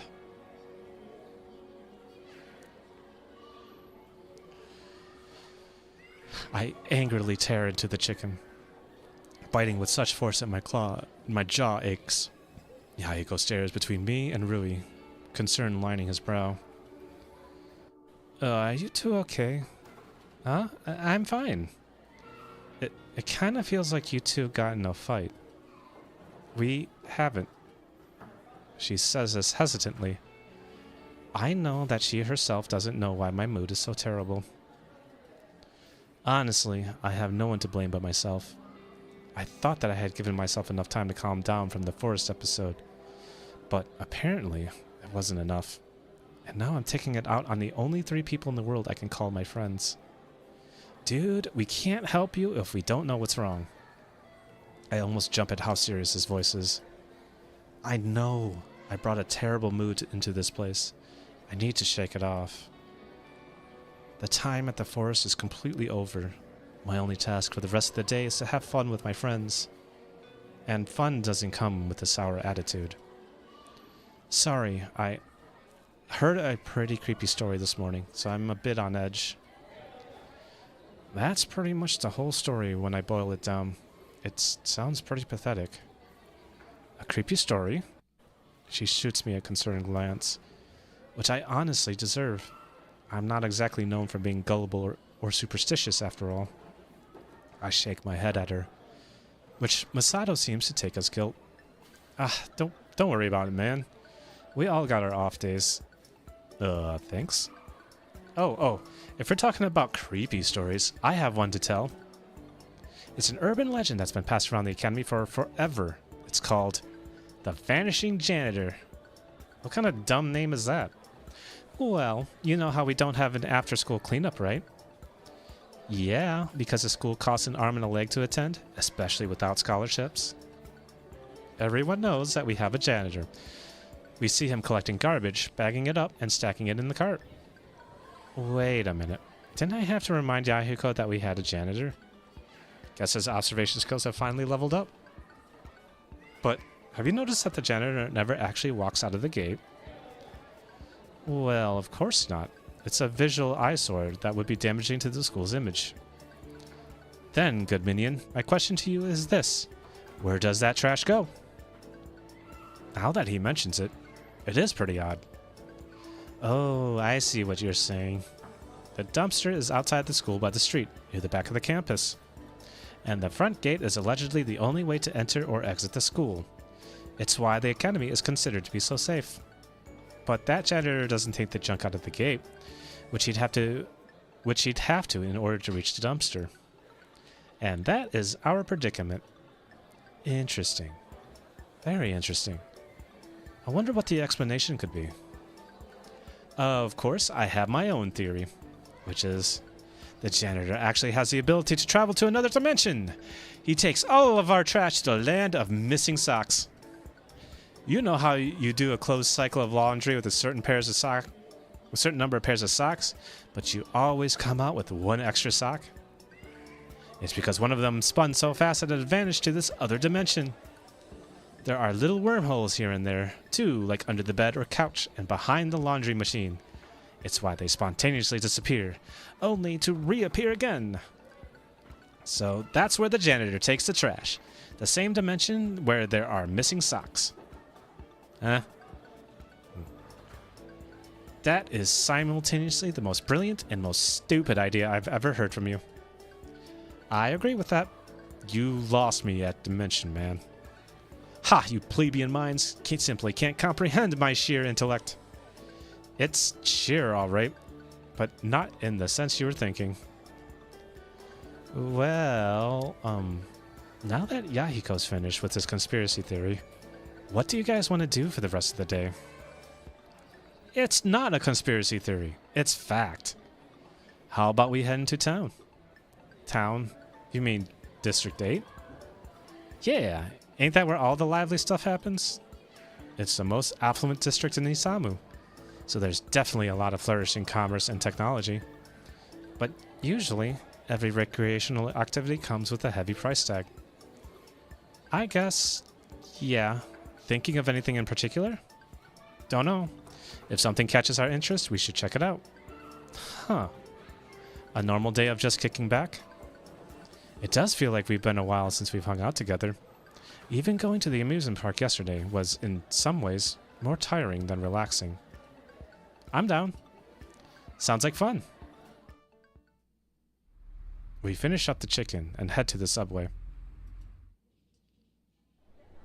It's less crowded than usual, probably because today's technically a weekend. Like all the other Isamu subways, the platform is immaculate. There's no sign of dust, much less any scrap of trash. Quality public transportation seems to be a big boasting point of the city. There's hardly a whisper of sound as the doors seamlessly slide open, or as the subs barrel down the rails, solidifying the care crafted into the station. We board the next train to District 8, an affluent street with skyscrapers that seem to fade into the clouds. It's packed at this time of day. Sidewalks full of rich housewives and groups of teens on shopping trips. The bright lights of store and displays shine with deceptive welcome as the workers care about something other than the wallet size of their customers. Just down the street, I notice a familiar mop of red hair in front of a large gaming store. Oh, isn't that Irie? I peer over the crowd of heads at the other side of the street. Yup, it's definitely Irie, staring emptily through the glass display without a care in the world. Oh yeah, the little one. Maybe we should invite her to hang out with us. Are you kidding? Her? Oh, calm down. What could she possibly do to you? Well, clearly there's something wrong with her. She didn't fall for my irresistible charm. Uh-huh. But that gets even better. I did a little digging, and it turns out that anyone who talks to her mysteriously goes missing the next day. Really? Oh, give me a break. Yama and I talked to her 2 days ago, and we're still around. Give it time. This is ridiculous. Yama, we should invite her, right?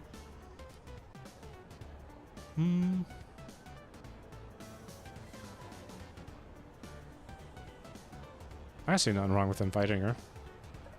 Sure. What? How could you betray me like this? Thanks. Okay, go get her. Me? Who else?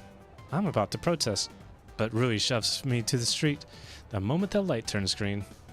Hey! Go. Sighing, I plod across the street, weaving my way through the crowd until I've reached the gaming store. At a closer glance, I realize that Irie isn't blankly looking at the store. She's smiling, purely, lightly, with a genuine sparkle to her eyes. I almost feel like I'm interrupting something important. Hi. Irie turns to me, her expression openly curious. Fancy meeting you here at this place. In a public street, in front of a game store, on the weekend. Actually, it's not very unusual, is it? Again, no response. It'd be easier to get a reaction out of a brick wall. So, what kind of game are you interested in? Kirby? Pulamon? Irie only smiles and points to a far corner of the store. A twisted poster of a terrifying grotesque zombies rise from the fog of the special Left Alive display. Wait, what? Left Alive? Yes. I rack my brain as to why a cute, frail girl would be interested in such a horrific game. You like Left Alive? You can save creatures from their miserable lives.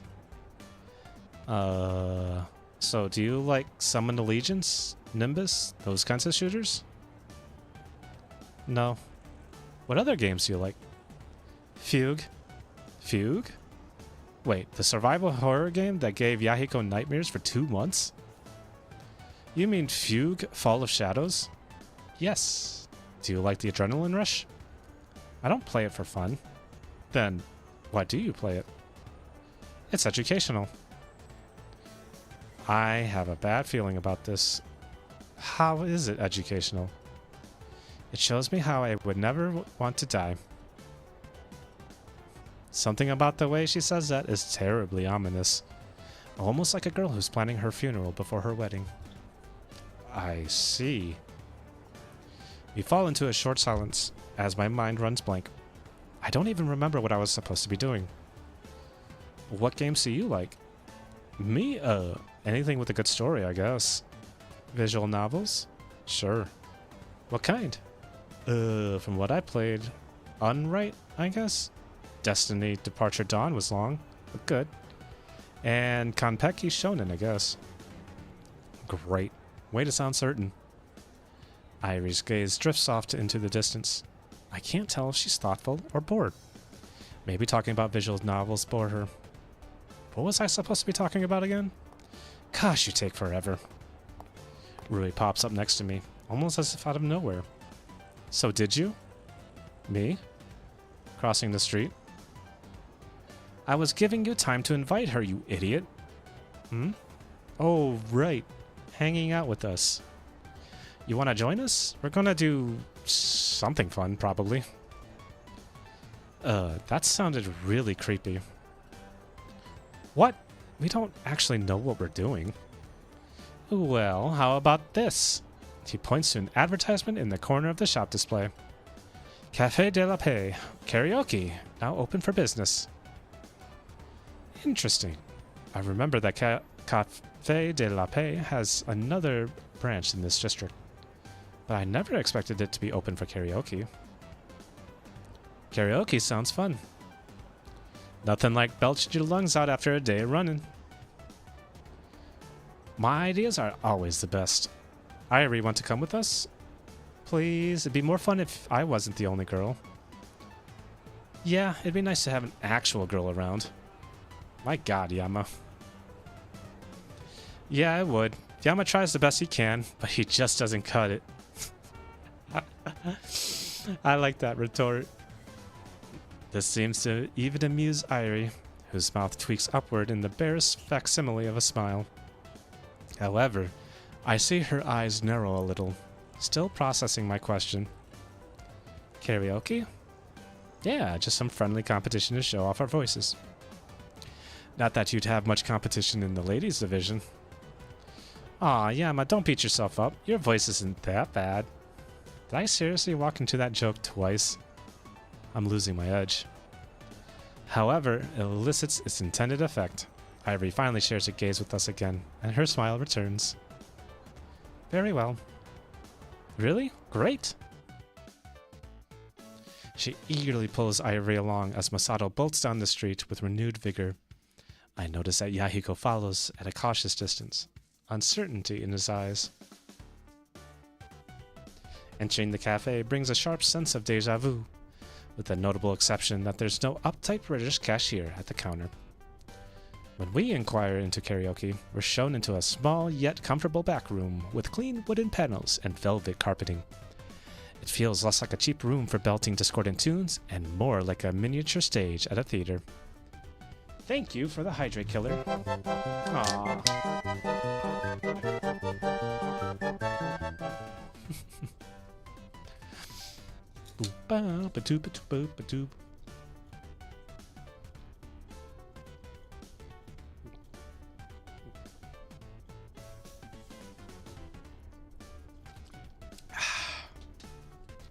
And thank you for the pat.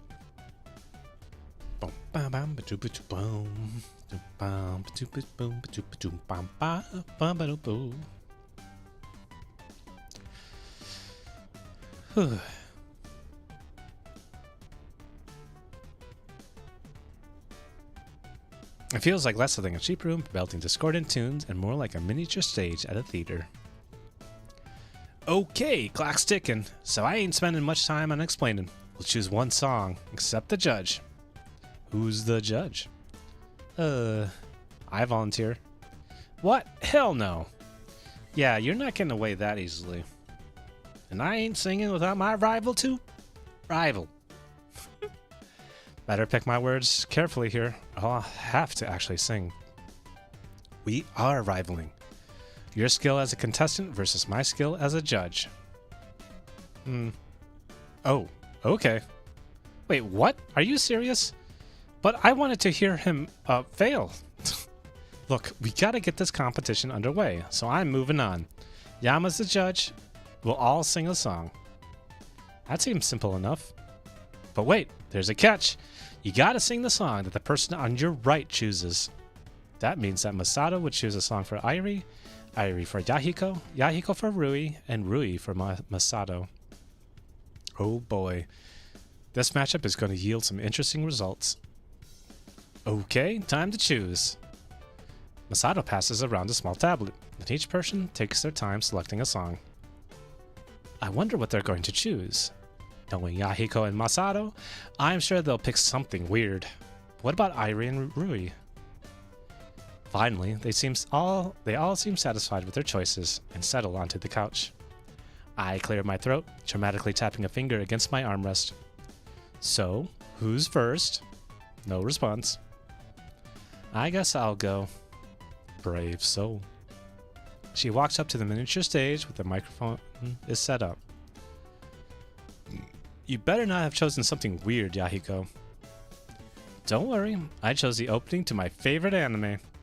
Wait, wasn't his favorite anime Super Heart Magical Gear Lyrical Chan? Rui pales as I struggle to hold back my laughter.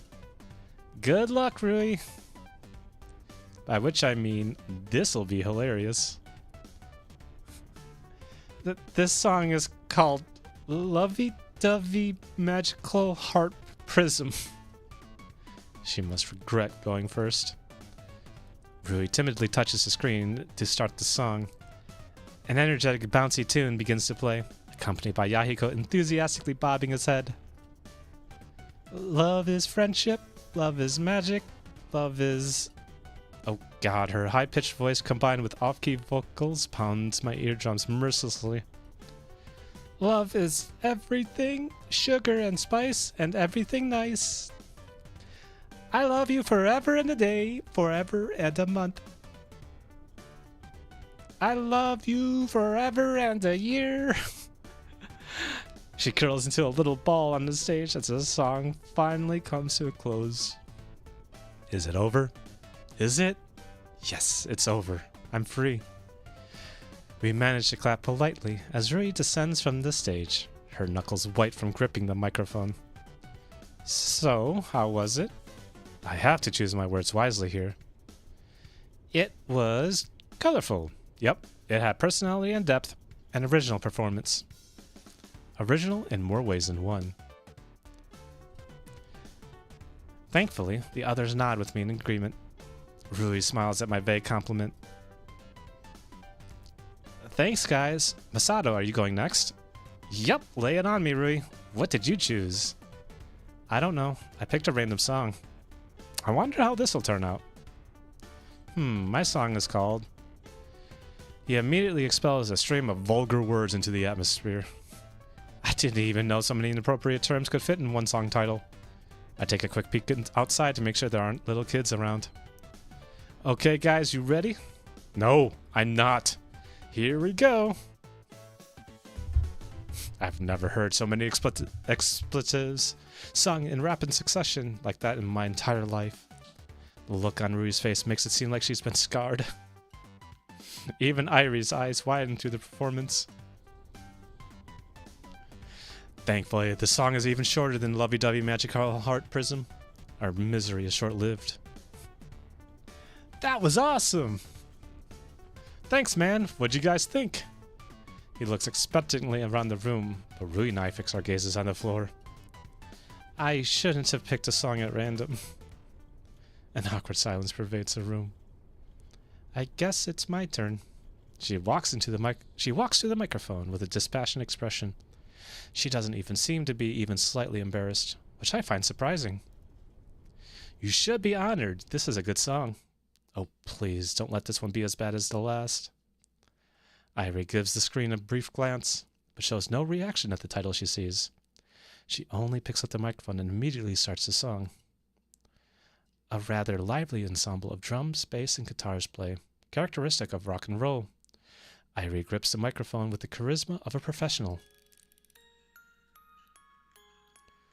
She taps her right foot to the beat of the drums, and when the lyrics pop up on the screen, She puts her lips close to the microphone. You're from Mars and I'm from Earth, and you were birthed by a hero's birth. What the? Am I hallucinating? Is this beautiful voice really Iris? Whereas I just born as little old me in a small town normal as it could be. Wow, she's actually great. No, better than great, she's amazing. You are hot and I am cold, and neither of us do what we're told. I can feel the powerful emotion coming from her angelic voice. It's like she was the original singer. But don't you see that this could be a sign? Her dance moves are perfectly synchronized with the lyrics. I feel as though I'm attending an actual concert. That we were meant to be. I can feel the joy emanating from Irie as she sings. Her face is lively and filled with energy, a stark contrast to her normally expressionless face. That we are totally complementary.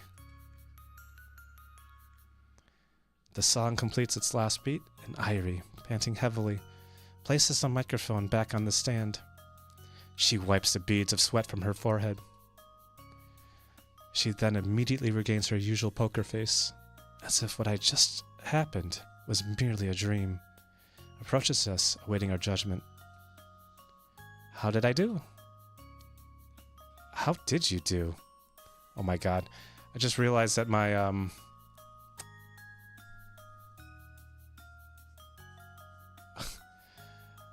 my Steam overlay is visible through this for some reason. I have to find a way to shut that off.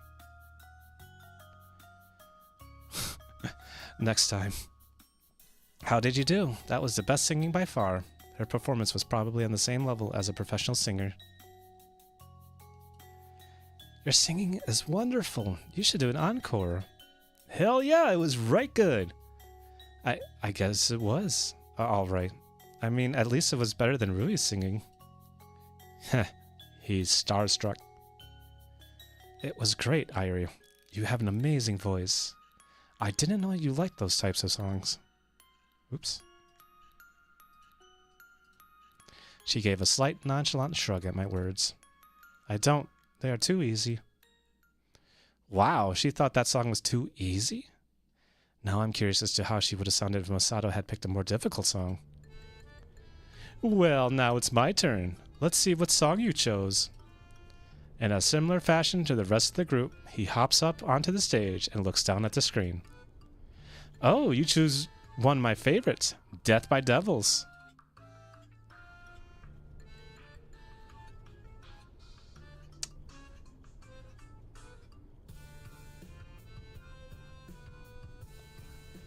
That doesn't sound too friendly. I picked it randomly. Not another random selection. I'm worried about this one. Okay, guys, give me a sec to warm up. This song's a doozy.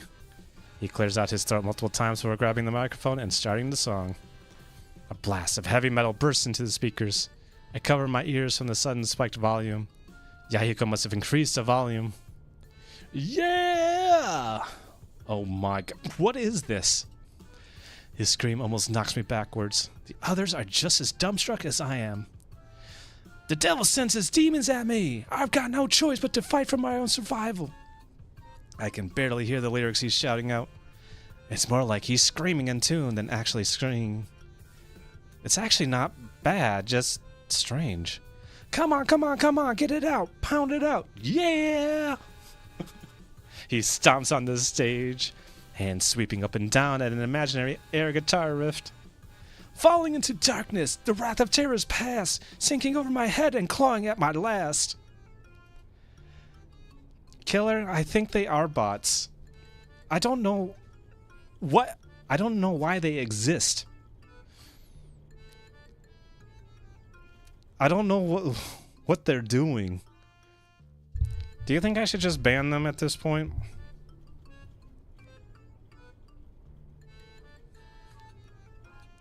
I am so confused as to like why I'm getting this kind of crap. The name sounds like something that was just pre-generated crap. And they all kind of say the same thing. You know what?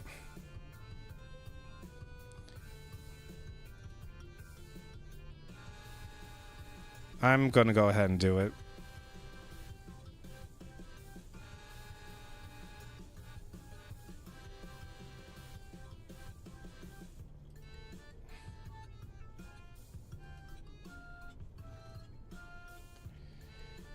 Handles don't leave anywhere Twitch-wise. Yeah, I feel like it's just...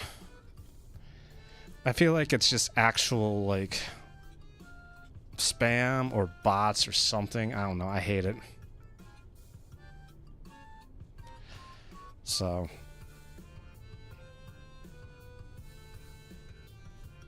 it throws you off when, like, you're first starting to see it, but now it's just like, oh, wow, there's many people that just kind of spam the same thing. Anyway, he powerfully leaps up, landing with a finishing resonant chord. I can feel my heartbeat slowly returning to normal. So how was I? Honestly, it was a lot better than what I was expecting. It was definitely different, but not in a bad way.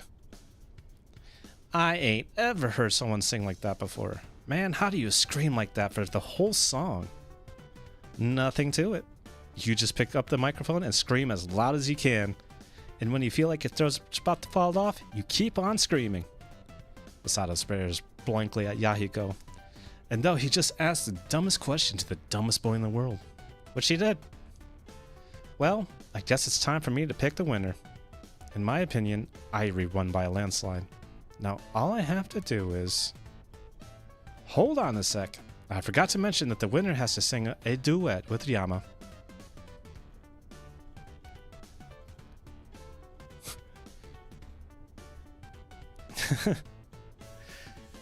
Oh, you know what, Killer? I think that's why they're spamming my chat, so that it seems like that they're visiting other streamers. Yeah, you know what? At that point, I'm just gonna ban them outright. My chat's slow enough. I could see what they're doing. Oh shit, that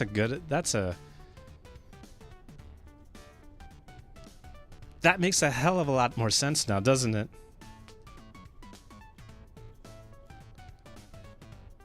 Yeah, I'm gonna ban them. If they are bots, and I really feel like that they are, because they never responded to me the first time I acknowledged them.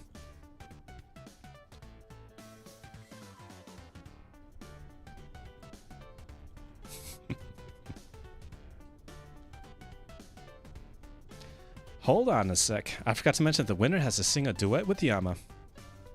Wait a minute. Great idea, Masato. Dang it, Rui. She knows that I don't like to sing in front of other people. She's just trying to rub it in. Maybe if I stall for some time. Come on, hurry up. Pick someone. If I can't escape this situation, then I'll just have to pick the least deadly poison. Yahiko will most likely pick another Screamo song. In that case, all I'd have to do is scream in tune for a couple minutes. Or I can choose Irie. She sings so well that it would easily overshadow my horrible singing. The problem is, if I pick Irie, that would convey some weird messages. I tried to send her a subtly apologetic look as I turned to Yahiko.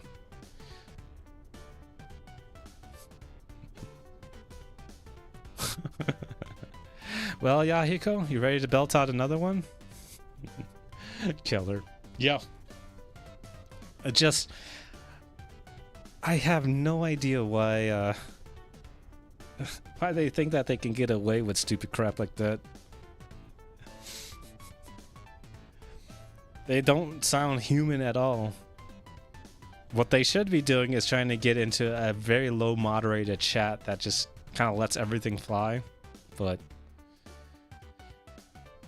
or they're trying to like find people on Twitch that like don't want to use moderation skills.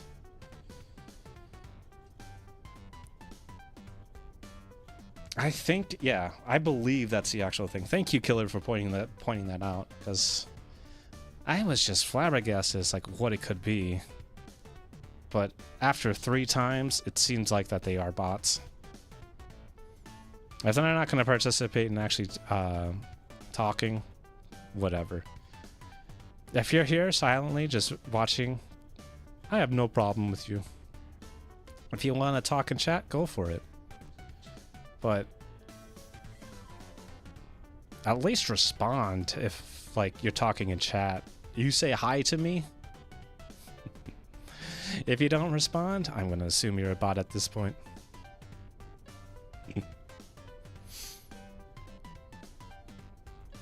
I don't know. I feel like that's the right course of action. Thank you, Killer. As soon as I'm done with this segment, though, I'm going to have to call it. Of course I am. Excellent choice, my good minion. I'm clearly the best singer here. After Irie's performance, I'm not sure I can agree, but he's certainly not incompetent, that's for sure. Rui and Masato, on the other hand, seem to disapprove of my decision. They're staring at me like I had just made a terrible mistake. Here's a really nice slow one called The Reign of 20 Years. I'd have done it earlier, but it's a duet. Wait, a slow song? Yeah, it's slow, powerful ballad. I'm looking forward to hearing this. Oh crap. If I'd known this would have happened, I would have picked Irie. I can't sing slow songs. Nonetheless, Yahiko starts the song, which is hailed in by an elegant piano intro. Oh, the campfire is a-glowin'. The clouds brew in the sky. I set my pen to paper, thinking of you tonight. He nods at me eagerly. I feel sick. Don't you see that we'd be perfect? 'Cause, darling, you're divine. I can't continue, while Irie looks passive as ever, and Rui seems to even, dare I say it, enjoy my singing. Masato is doubled over in laughter. I quickly plop the microphone back into its hand.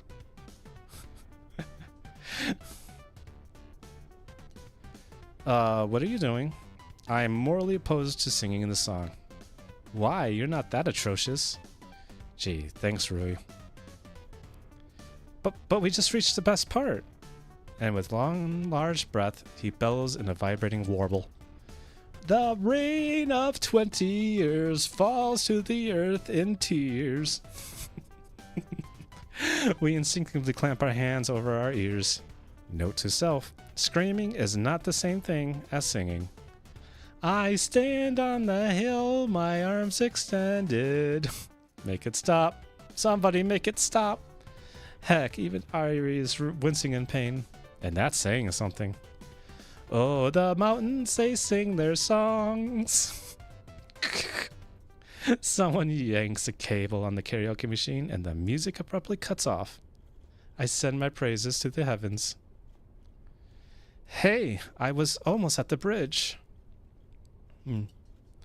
The cable dangles from Irie's fingers. It's getting late.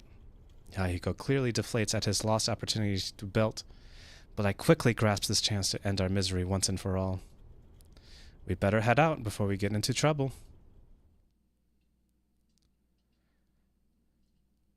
I hurriedly usher the group out the room, and we return the key to the counter. All right, I'm going to be ending it here. Then again, despite the next terrible singing I've heard, the experience has been pretty fun. Whew. Yep, I'm going to be ending it here today. Thank you all for joining me today on this stream. Aw, thank you for the pats.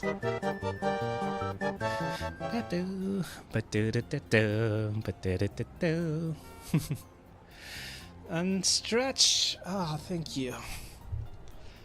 I have work today. Tomorrow, Skojo should be playing Crimson Desert. And he should be streaming on Tuesday as well.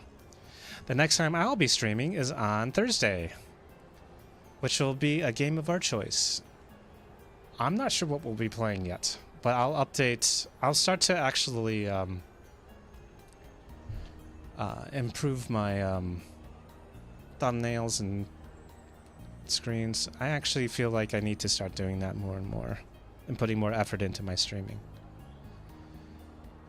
I've been feeling a bit more motivated recently, so thank you. Thank you all for joining me today. I appreciate each and every one of you. Have a wonderful day. have a wonderful end of the weekend. Make sure you get lots of rest. Make sure you hydrate and get proper nutrition. And I will see you next time. Bye-bye.